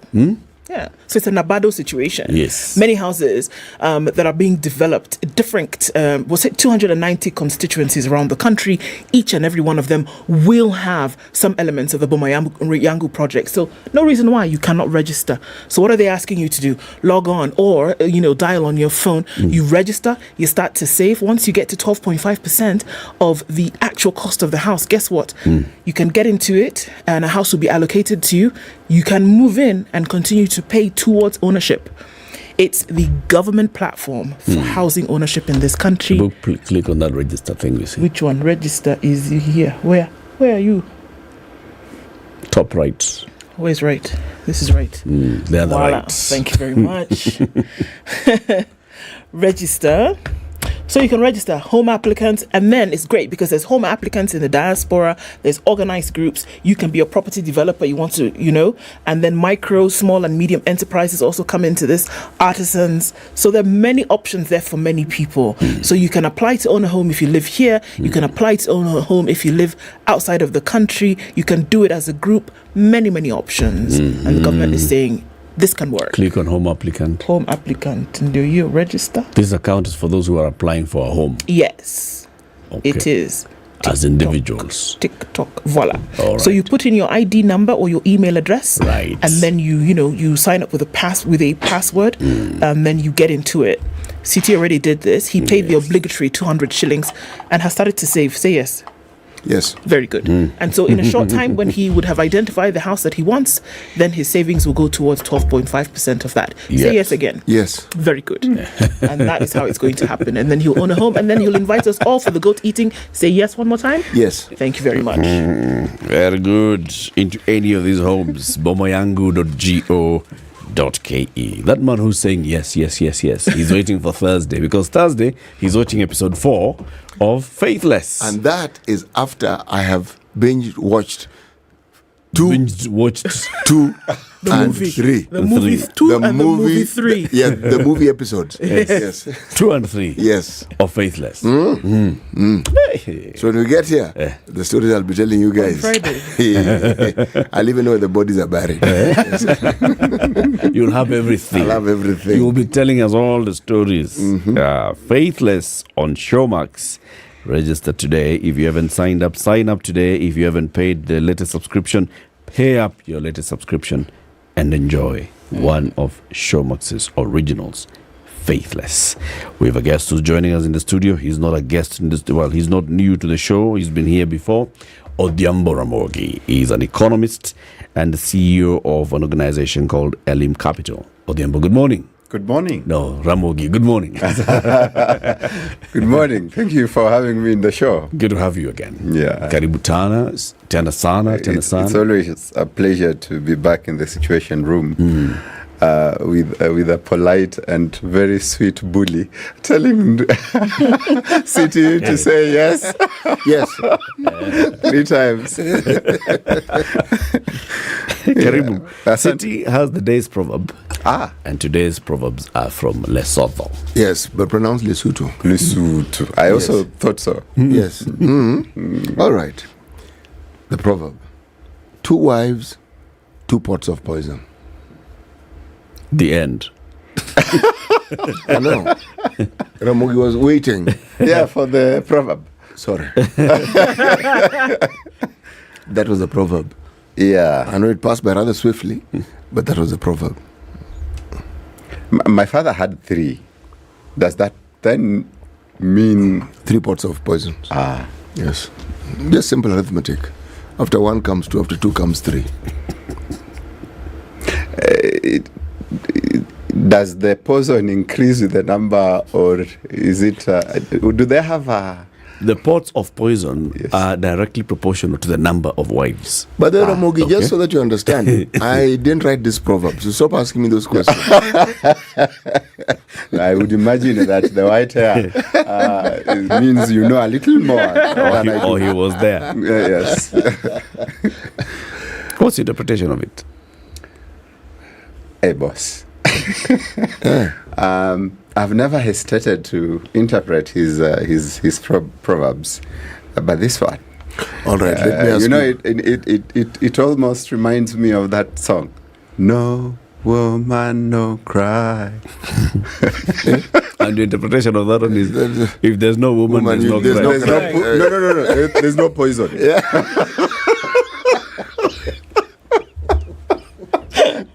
No woman, no crying. So if there's a woman, there's crying. There's cry. Yes. And then poison. And poison. And poison. Okay. If you take it literally, yes, one would go in that direction. But if you were to look at it and reference what is being spoken to, what does poison do? It kills you. Not necessarily. It could kill you, but it doesn't have to. It can just make you very sick. Make your life very difficult. Yes. It will eventually It still comes back to my song. Well, it's not my song, the song I sang. You know, I know, right? Unless you're a pharmacist and you know just the right amount, the right dosage of that poison, and in which case then it would not be two women. It is clear to me that the two of you didn't do very well in chemistry in school. It's evident. No. My chemistry teacher is a good friend, but chemistry was not my cup of tea. I was taught chemistry by a Uganda teacher. Yes. He was called Mr. Kiwanuka. He taught me the moral concept. Do you know the moral concept? With Avogadro's constant. Do you know what the Avogadro's constant is? It's the basic principle of the moral concept. Do you know why I say this? Every medicine, every drug that you know of is poison. It's poison. Yes. No, I agreed, CT. Except it has to be taken in the right amount and for the right dosage for it to then become a drug and not a poison. You take either too much of it or too much. I mean, over a long period of time. Over a long period of time, then it becomes a poison. What you are alluding to is that this one, 2 pots of poison, it means that even 1 is enough pot, 2 is more pot, 3 is 3 pots, then it's directly proportionate. So it's not entirely that if you have 1, then it's a drug and 2 is poison. You get our drift? Bro. You drift here, you may drift. People have difficulty understanding a proverb. They have a difficulty understanding your interpretation. Just catching the drift. Yes, that drift passed me by. Wacha nayo. Wacha iende. Ramogi, a lot is happening in the country. I mean, the last time you were here, you're still talking about the economy, right? Yes. And the cost of living and the situation that the country finds itself in. So the government is in some kind of situation. The people of the country are in a kind of situation. Now, of course, we know inflation has maintained a high that it hasn't been in for many years. This means that the cost of goods is high. We have seen various reports on how people are actually struggling to get by with what they have. We know that it's a difficult era that we are in. The Prime Cabinet Secretary Musalia Mudavadi said, my friend, we are going to be in rough waters for at least 3 years. The CS for the National Treasury has said the same thing. They've said, look, it's going to be tough. Brace yourself. It's going to be tough. Now, as we brace ourselves for it to be tough, what is it that we ought to be doing? And that's the question that we are asking ourselves today. Individually, so Serikali is doing Serikali things. Serikali has IMF. Serikali has all those. And Serikali has asked to tax and pay. But we cannot tax anybody. We don't have IMF. We must feed our families. Today, we must pay for our rent. We must buy our clothes. We must buy food. We must take our children to school. What is it that we need to do? Well, first of all, thank you for that question. And may I start it with agreeing that indeed we are at a different position in terms of our economy. On one hand, we have a very high cost of goods. Inflation is at its peak. Well, we are not sure if it's at its peak or it's actually still going up. On the other hand, we have what you call the monetary tightening, where we've increased the interest rate in the last round by a whole percentage point, which then tells you that government is out to reduce liquidity from the market as much as possible. Liquidity from the market simply means that we need you to have as little cash available to you as possible, so that at least maybe the price of goods will fall down. And so there are stages of stability, financial stability. There is financial instability, where you are unable to meet your needs. Then there is financial stability, where you are able to meet your needs and probably a little leisure. Then there is financial independence, where you are able to meet your needs. And should you lose your source of income for the next 1 year, you are still okay. And then there is financial freedom, where your money works for you and you can afford to go play golf at 10 a.m. in the morning. And so you like the latter. Nice. So many of us are falling to one level lower. Those of us who had financial stability no longer do. Those of us who had financial independence really want to take care of our jobs now, because if we lost it, we are not sure how long that would take us. And many who used to play golf at 10 a.m. are now more aggressive than ever. So what ought we to do? Of course, it takes us to planning. You have to put your house in order, organize your finances, and planning starts with goal setting. Asking yourself, do I really need some of the things I've put in place as my goals for the next 2, 3, 4 years, short to mid-term? And so you set your goals, you draft your budget according to those goals, and you follow your budget. And I think that should be able to help Kenyans to a greater extent.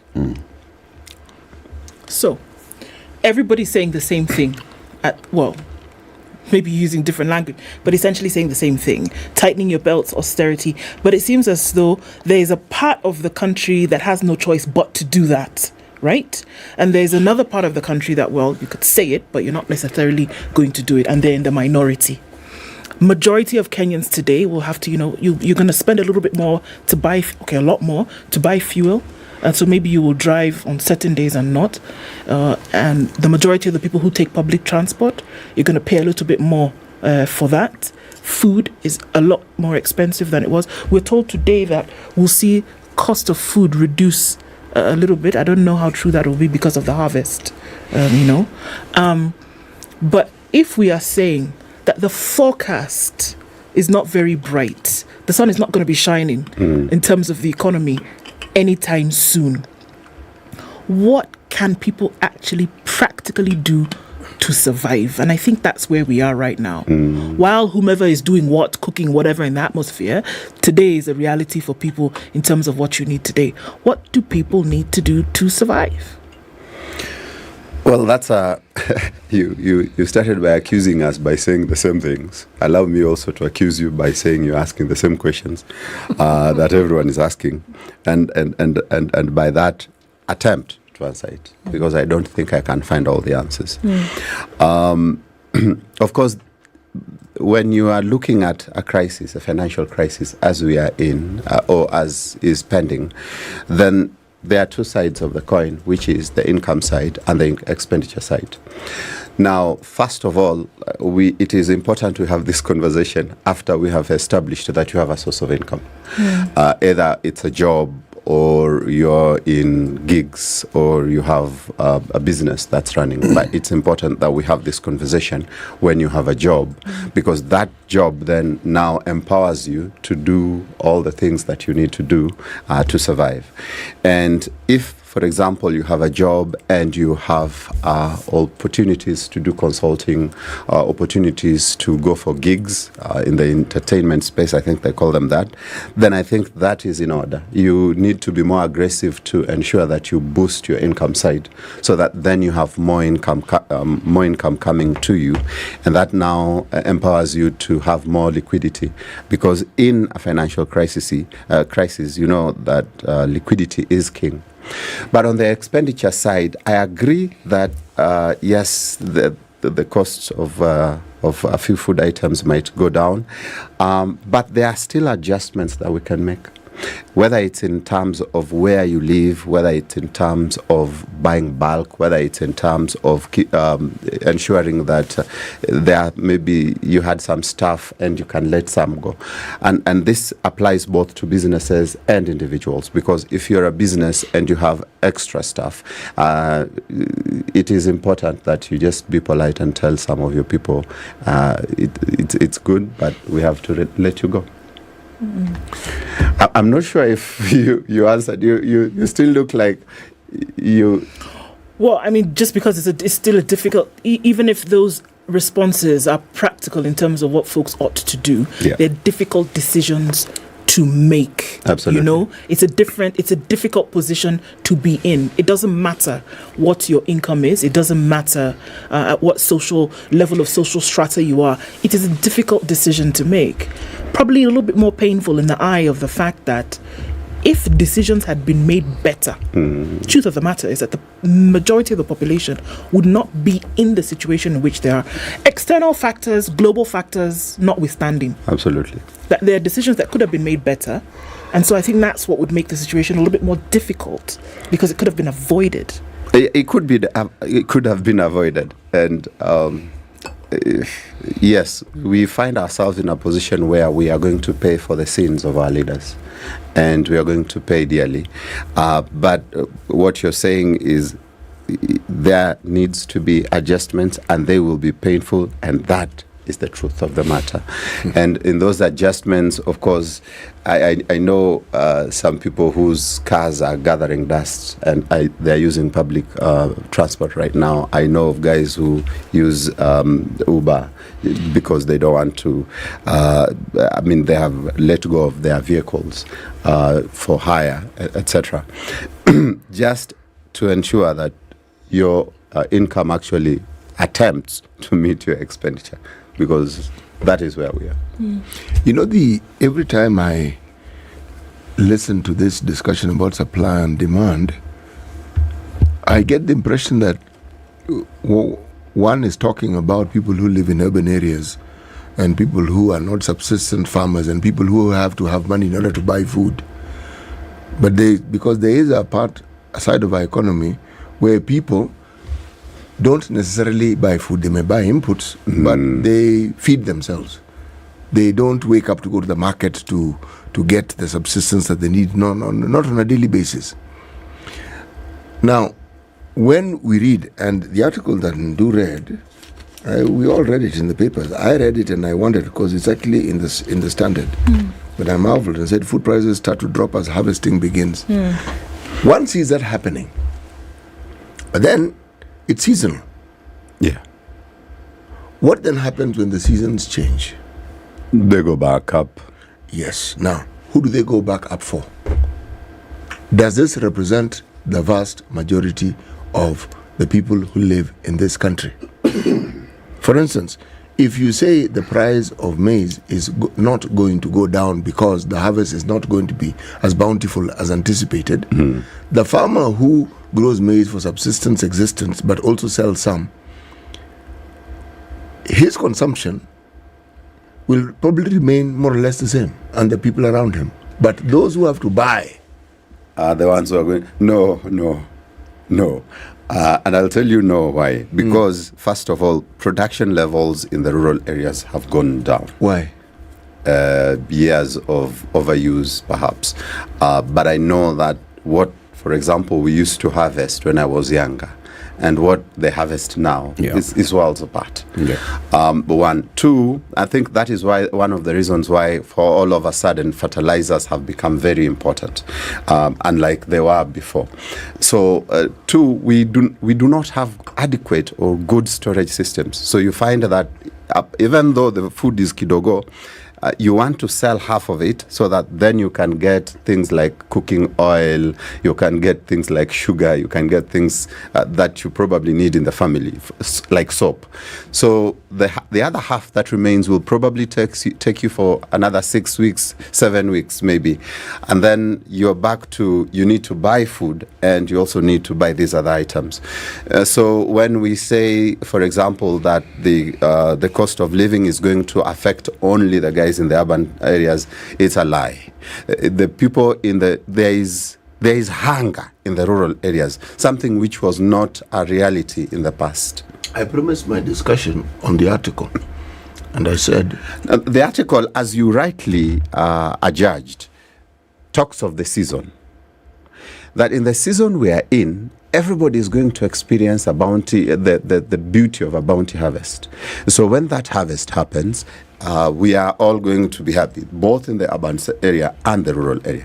But now when that season is over, and the farmers' produce already reached Nairobi and fed City and Ramogi, and he got a few shillings to buy soap.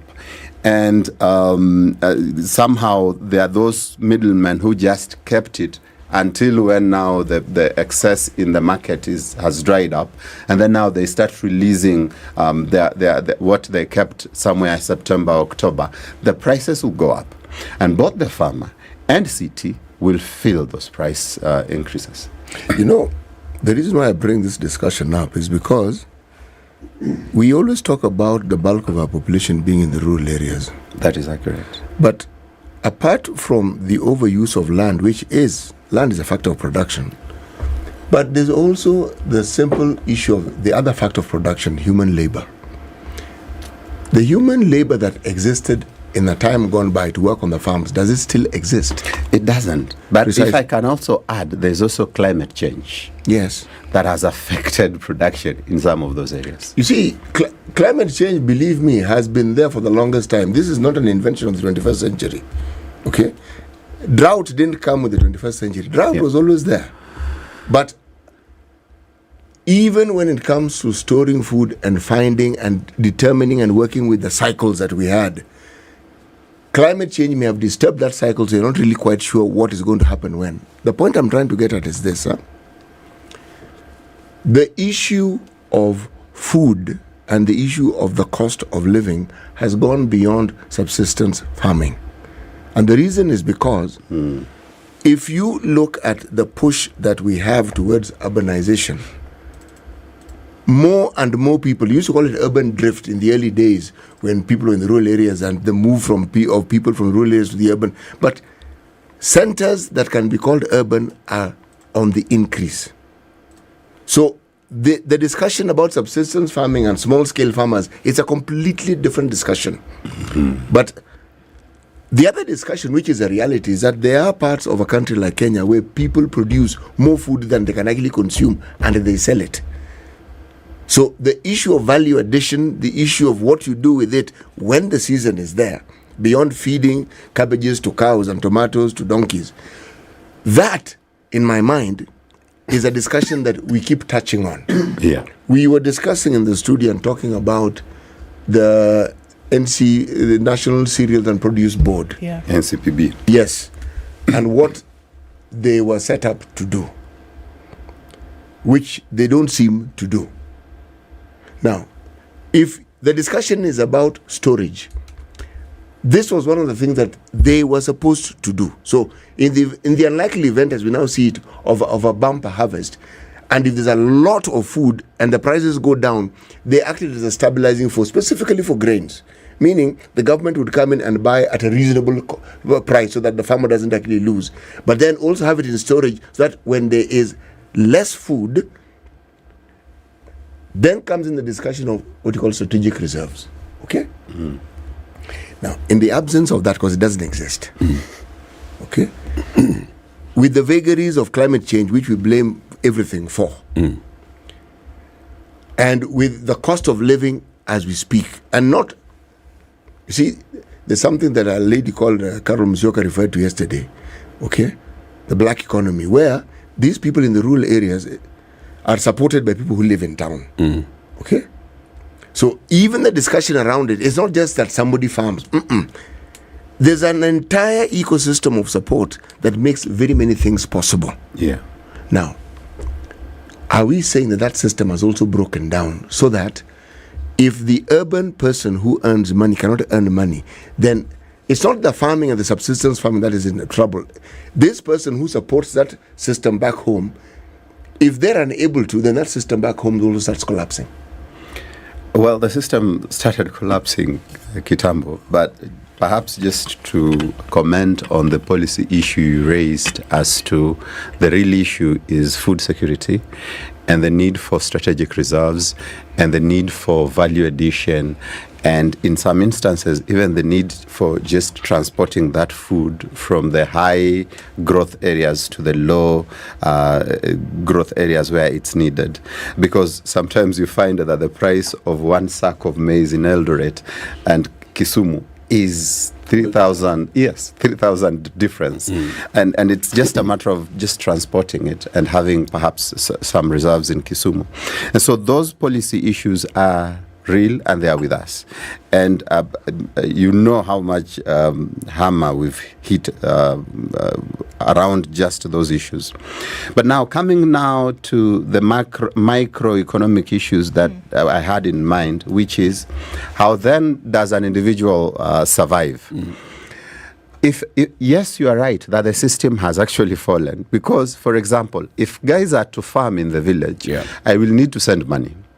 And I need to send money for them to buy the seeds, buy the fertilizer, probably a higher extra hand, because as you rightly observed, the bulk of the labor is in Nairobi. And then now, after that, when it is done, when the products come out, we probably want to sell part of it and see if we can recoup the money. And the money you recoup, of course, the families in the village will want to use that money to buy these other things, as I was mentioning. But then again, even in terms of storage of it, it's what comes out is just too small. It makes no investment case for me to go into subsistence farming or to support that subsistence farming. So to that extent, you're actually right. But does it then, therefore, I mean, we can have that policy discussion and have that engagement with the national government, but we can also have that conversation of how do we empower each other to ensure that we survive the failed policies. And I think that's what now I'm alluding to, that there might be some difficult decisions we have to make. For example, if the farming is not making sense, what does? Is it then perhaps necessary for us in Kisumu just go a few kilometers to Eldoret and bring the maize and sell it to other people affordably, as opposed to some of the prices that are going on in the market? Would that make sense for the families that are in the village as opposed to farming? Because farming, one, you're using a lot of money, and two, you're exposed to high risks, and three, what comes out does not reflect the risks. It's a big conversation. Let's take a break. At 26 and 24 minutes to 10, Kenya's biggest conversation is having a conversation with Odhiambo Ramogi, an economist and also the CEO of Elim Capital, defining your financial goals amidst the economic hardship that we are experiencing in the country. Ramogi, have you thought of buying a pre-owned motor vehicle? I'm sorry, I don't mean to insult you, but you know... As part of supporting the black tax economy, you know maybe instead of sending money, you send a car. You know you are able. So money has been poured. My enemies are working. If you ever think of supporting others with a pre-owned motor vehicle, we have a solution for you. They're called Automark. Automark is the pre-owned subsidiary of CFAO Motors. They're just here, a skip and a jump away at Popo Road, right? And they're saying people who want to buy pre-owned vehicles have gone through the rigors. Mileage is 300,000. Somebody tells them it's 25,000. They say it's not an accident. You open up the bonnet and the whole thing is a mashup. They tell you that, this one will be on the road for a very long time. You drive it and then it falls apart, all sorts of things going on. So they're saying, how about we remove all of this drama from you? You want to own a pre-owned vehicle? We've gone through the process of making sure that these vehicles meet the mark. We can even offer financing so that you can get through everything that you would need to check to make sure that you can actually purchase this vehicle. Automark does it for you. So you come to Popo Road 4th and 5th of August, have a chat with them, and even beyond that, then you can say, okay, I've gone through the process and I've seen that everything is up to scratch. Buy your vehicle. You can even trade in your other one. Yeah. Buy a new get your No, I totally agree. I have gone through the stresses of buying a pre-owned vehicle, so I understand. So when you say I should visit them, I probably might consider visiting them. Chaukweli, you'll give us that story. This is the Situation Room, the only way to start your day. You have been saving and are now seeking a safe and secure investment for a profitable return. For an investment that is cushioned from inflation, call 0719-034-550. With a deposit of as little as 250,000, you can now start collecting rental income from your unit at Elmer Estate in Kasarani by Centum Real Estate.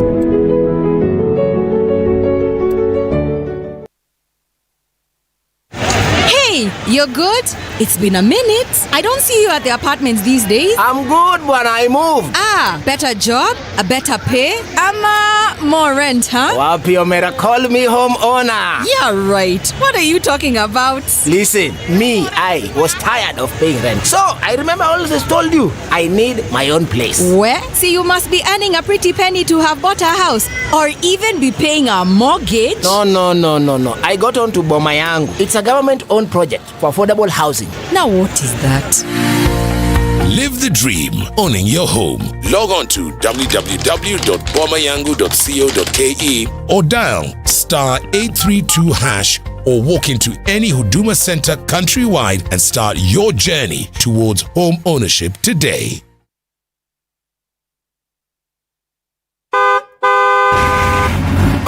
James, been a minute. What's been going on? Maze, let me tell you about Maricela.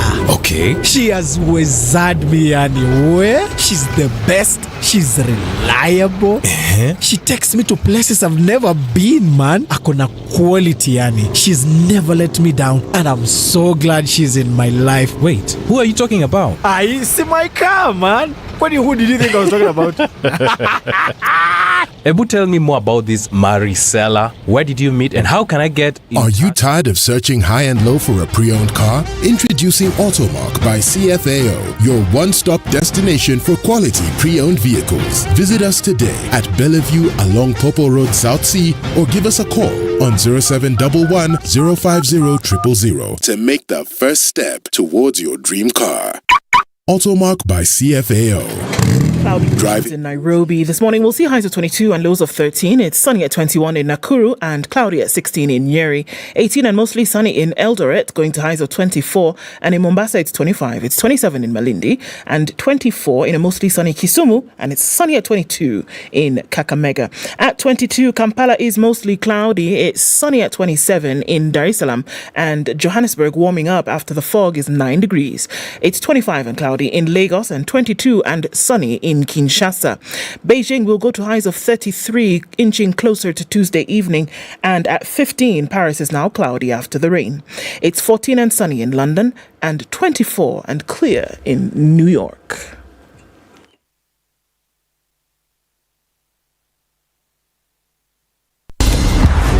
No matter. The twist of church adherents getting involved in crime explores our inner turmoil and conflict of faith versus money.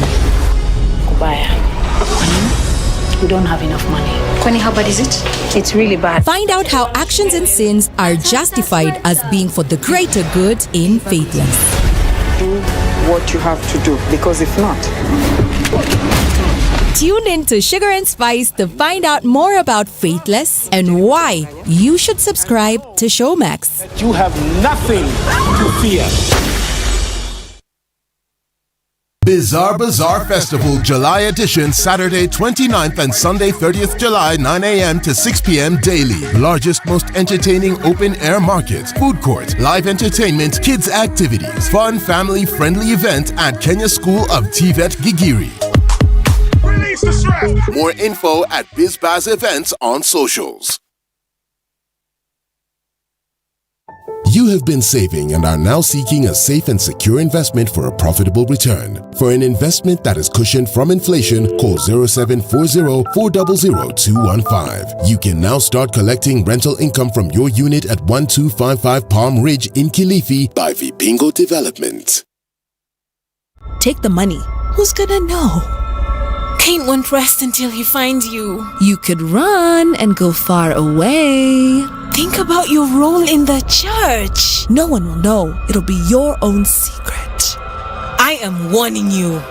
4 church members pray for their crimes when they're drawn into a life of sin and violence in the new Showmax original series, Faithless. Now on Showmax. Sign up to watch at showmax.com. Bizarre Bazaar Festival July edition Saturday 29th and Sunday 30th July 9 a.m. to 6 p.m. daily. Largest, most entertaining open air market, food court, live entertainment, kids activities, fun family friendly event at Kenya School of TVET Gigiri. Release the strap. More info at BizBaz Events on socials. Business News with Spice FM. I'm Dennis Aseto. The Kenya Revenue Authority collected over 49.1 billion shillings in the financial year ending June 31st this year at the Jomo Kenyatta International Airport after the country's hospitality sector rebounded. KRA's Customs and Border Control grew the collection from a target of 47 billion shillings in the 2022-2023 fiscal year. Increased revenue collections came at a time when activities at the JKIA had improved in terms of cargo and visitor arrivals. The National Assembly Committee on Lands has raised concerns over 1.4 billion shillings that was paid to illegal squatters at Dongo Kundu in Mombasa County. This was raised by its chair, Josh Nyamoko, during a discussion meeting with the National Lands Commission CEO Kabale Tache on the Special Economic Zone development in Dongo Kundu and the status of compensation for affected persons at Miritini, Freeport and SGR. The discussion centered on the ownership of the Dongo Kundu land, with members of the committee asserting that the land in question belongs to the Kenya Ports Authority. China's top diplomat Wang Yi, during a visit to Kenya, praised the two countries' economic partnership as a win-win, according to a statement from the Chinese authorities. Kenya and China have become good friends with mutual trust in politics and good partners with win-win economic cooperation, according to the statement from the Chinese embassy in Kenya.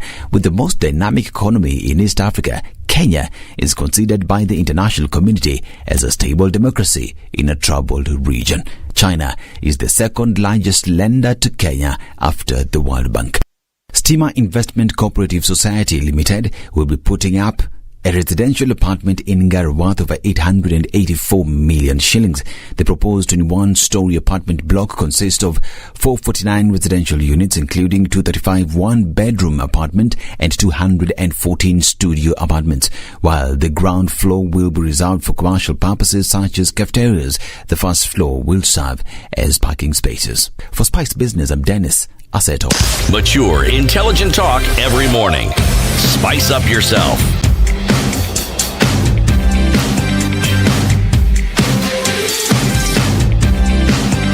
Mornings done right. 94.4 Spice FM, Nairobi. Conversation continues with Odhiambo Ramogi, economist and Elim Capital CEO, who has said, yes, from here he may pass by Popo Road and visit Automark and see, all right, what kind of vehicles are these that you're selling? It's a good thing. And then he'll see what to do about that, how to, promote their business. Promote biashara ndogo, because in this tough economic science, it's important to help people. Their businesses. Yeah. So we're talking about the tough economic situation that we are in. And Ramogi, just before we went to the break, you're saying, look, if you are in a place where you're looking and seeing the amount of money that I'm actually spending, sending up country just to support the subsistence farming, the money, the effort being put by the people there, And then the produce that comes out of it and how long it's going to last them. And yet, just across the two borders, there are people who have a bumper and surplus. Maybe it would be better if you use that money into creating a different kind of economy that then brings the food down this side and does those things of value addition. Absolutely, and you know you will have better returns, and you will not have to expose yourself to unnecessary risks because the food is already there. This other one, you pray extensively that the weather goes well so that your food will be produced. But that also now brings the whole question of the whole question of investments. Yeah. Do we invest during a financial crisis? And the answer is yes. I know a lot of us would want to shun away from investing, but there are opportunities that open up at a time like this, and you need to open your eyes and see them. What I would not advise, for example, is you taking a huge loan, and you probably don't know how things would look like in the next coming months, and then now you are at a trap. You're in a trap. You don't know. You don't have a lot of leverage, and if, for example, the axe comes and the employer says, "We are retrenching," and you're going, and then you are there wondering, what do I do with this? And so it's important that you don't take necessary loans, but if you are liquid enough and you have some money lying around and you can at least take a portion of it and make an investment, it might add value to do that investment. But it is important also to realize what investment it is. The problem we have is that Kenyans don't do research. Kenyans see Eric has done this, it's working for him. Jump into it. And they jump into it. But that is research. Exactly. It's research. Yes. It has worked. You've proven that it has worked. An individual who has a head like you has gone ahead and done something, and it has worked. No. The fact that it's working for me doesn't mean to work for you, and for several reasons. For several reasons. City, we can argue about this one. I am ready. For several reasons. One, we live at a time where there is the truth of the matter, and I know he'll beat me for this, but there's a lot of money laundering. So people have businesses that are face. That look glossy. And look very glossy. But behind the scenes, the money that they are using and looking like they're doing very well is not from that business. Right. So that business could be doing very badly, but they won't tell you. The second the reason that you need to appreciate is that yes, this person might be doing so because then the market has fewer suppliers. The moment you go there in perhaps the same location, and now you have two suppliers, they have the advantage that they came into the market earlier, and maybe they are not paying rent, and you're paying rent. And so they can afford to lower their prices and beat you at your own game.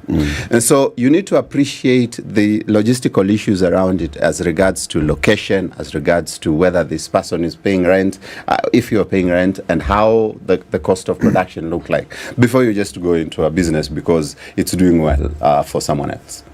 Now you can... He has seen the point. Actually, no. You see, one of the most prolific methods of data collection is observation. True. Okay, and human interaction by its very nature is a data collection process. Okay? So, it isn't as though I see you doing something and I think it will work for me. It begins with, I know what you were before you started doing what you're doing. And I can see the difference that what you're doing is making in your life. Can I jump in before I forget this point? There's something in research we call bias, one. Two, there's also something we call triangulating. In other words, one method, let me just bore you with a little of that. One method is tends to have bias or tends to have weaknesses. All methods tend to have bias. Thank you. So if you use one, yes, then the bias will be pronounced and you might not have accurate results. And this is why we triangulate. Triangulating is just saying, okay, I have observed as much, but let me confirm by interviews, or let me confirm by focus group discussions with my target market. So then that confirmation with using other methods is what we call triangulating. So just observing that it is doing well for someone might have its own weaknesses. Confirm one. It is true. A multiplicity of approaches. Yes. what works. No. But where I'm going with what I was saying was this. You are going somewhere. Yes, I was. I always am, actually. Is this. Sometimes stop. All right, I've just stopped. relax. I've relaxed. Now, can I say soda? Okay, no, soda forget. Okay, but can I continue the journey? All right. All right. You see, sometimes when you have a situation such as the one we have, some of these more complex economic solutions may not necessarily be what we need. Why am I saying that? What are we talking about? People are hungry, all right? Today. Yes, they'll be hungry tomorrow. At the rate we are, and even the day after, in fact, the whole of this month. Yeah. Okay? Yet, human labor, factor of production, land, is it not possible to use methods that had worked before all these sophistications came about? You gave a good example of Kisumu, Eldoret. There must be something that is produced in the environments of Kisumu that isn't found in abundance in Eldoret. Okay? Yes. Good point. Now, but even before you get there, the societal issue that brings about the problem we're talking about is we become as individualistic as the West. Remember, when communities work together, look at any business community in this country. The reason why they're successful is because they work as a community, not as individuals. They're individuals within the community, but they pool resources together. They have a system of ensuring they pool resources. So even those who don't have resources don't obviously appear not to have resources. And they get things done. I'm not triangulating anything. I'm merely stating. Okay? So I am thinking, if we're talking about feeding ourselves, within that community, you'll find a multiplicity of abilities, people who can do all sorts of things. So if that ability is resourced and put in a place, this problem, one will not need to wait for the government to solve that problem for you. You will be able to solve that problem at that level. We've done it with education, we've done it with health. We can see it. The government wasn't building enough schools. People started putting up schools. Yeah. The government wasn't building enough health facilities. People put up health facilities. Unfortunately, the consequence of that is now health is very expensive. It is. Education is very expensive. It is. But it exists. In the absence of this, what alternatives would we have? You see, I am simply saying that I'm using an example which has its flaws and weaknesses, but it's an example that is driven by the individuals who know the needs they have. In an earlier time, they used to call them Harambee schools. Okay? Now, what the government would then do, the government would take over, provide teachers, blah, blah, blah. I'm simply saying, when it comes to feeding yourself, and you can see that the government, the effort the government is making isn't necessarily going to get to the point where it solves your problem. You can think of ways of solving your problems yourself within your community. It can be done. That's really the point I'm trying to make. Not anything complicated, just that. The next phase would be you take a higher level of barter. Who do we work with so that I meet my needs, but I can also meet yours? It's already happening when you talk of markets. Without spending or doing. Yes, exactly. Resources. So that all these things of waiting for things to happen, when they might happen. We are a country that benefits enormously from its human resource. Enormously. Biggest foreign exchange earner. Keeps growing. So, if the ideas we speak of exist from among us, surely are you not saying then that the solutions already exist? That's really the point I'm making. Well, I couldn't agree more on the element of collaboration, that there is need to collaborate. And even in the business environment, when things get tough, we tend to advise small business owners, if you can merge your business with someone else, that will make you survive the tough weather, and will make you move to the next level of your business. And so collaboration is necessary. It could be at the community level, it could be at the corporate level, it could be at households level, but there is value in putting your resources together, and because then you have more power to produce, more power to do to provide solutions that you need in food security, in economic terms. You have more power. So I couldn't agree more as regards collaboration. But what hinders our Harambe spirit as a people is some bad experiences. Not every Kenyan is sweet, nice, and kind, as my sister is. And some are very bad and mean people that want to take advantage of everybody. We had cooperatives. How did they die? They died because someone decided the collective resource is actually my individual cash cow. Right. So that still also we need to look at. And that then takes us back to, okay, even if we are collaborating, there needs to be some risk mitigation to mitigate against some of the bad behavior of our community leaders. But at the same time, there also needs to be individual input, individual measures to ensure that you are financially okay. You know, I've seen community effort which bypasses these political leaders that we're talking about, and because they belong to the community, they're allowed to participate as members of that community, not as members of parliament, and they have as much say as the next neighbor who is a simple mwananchi.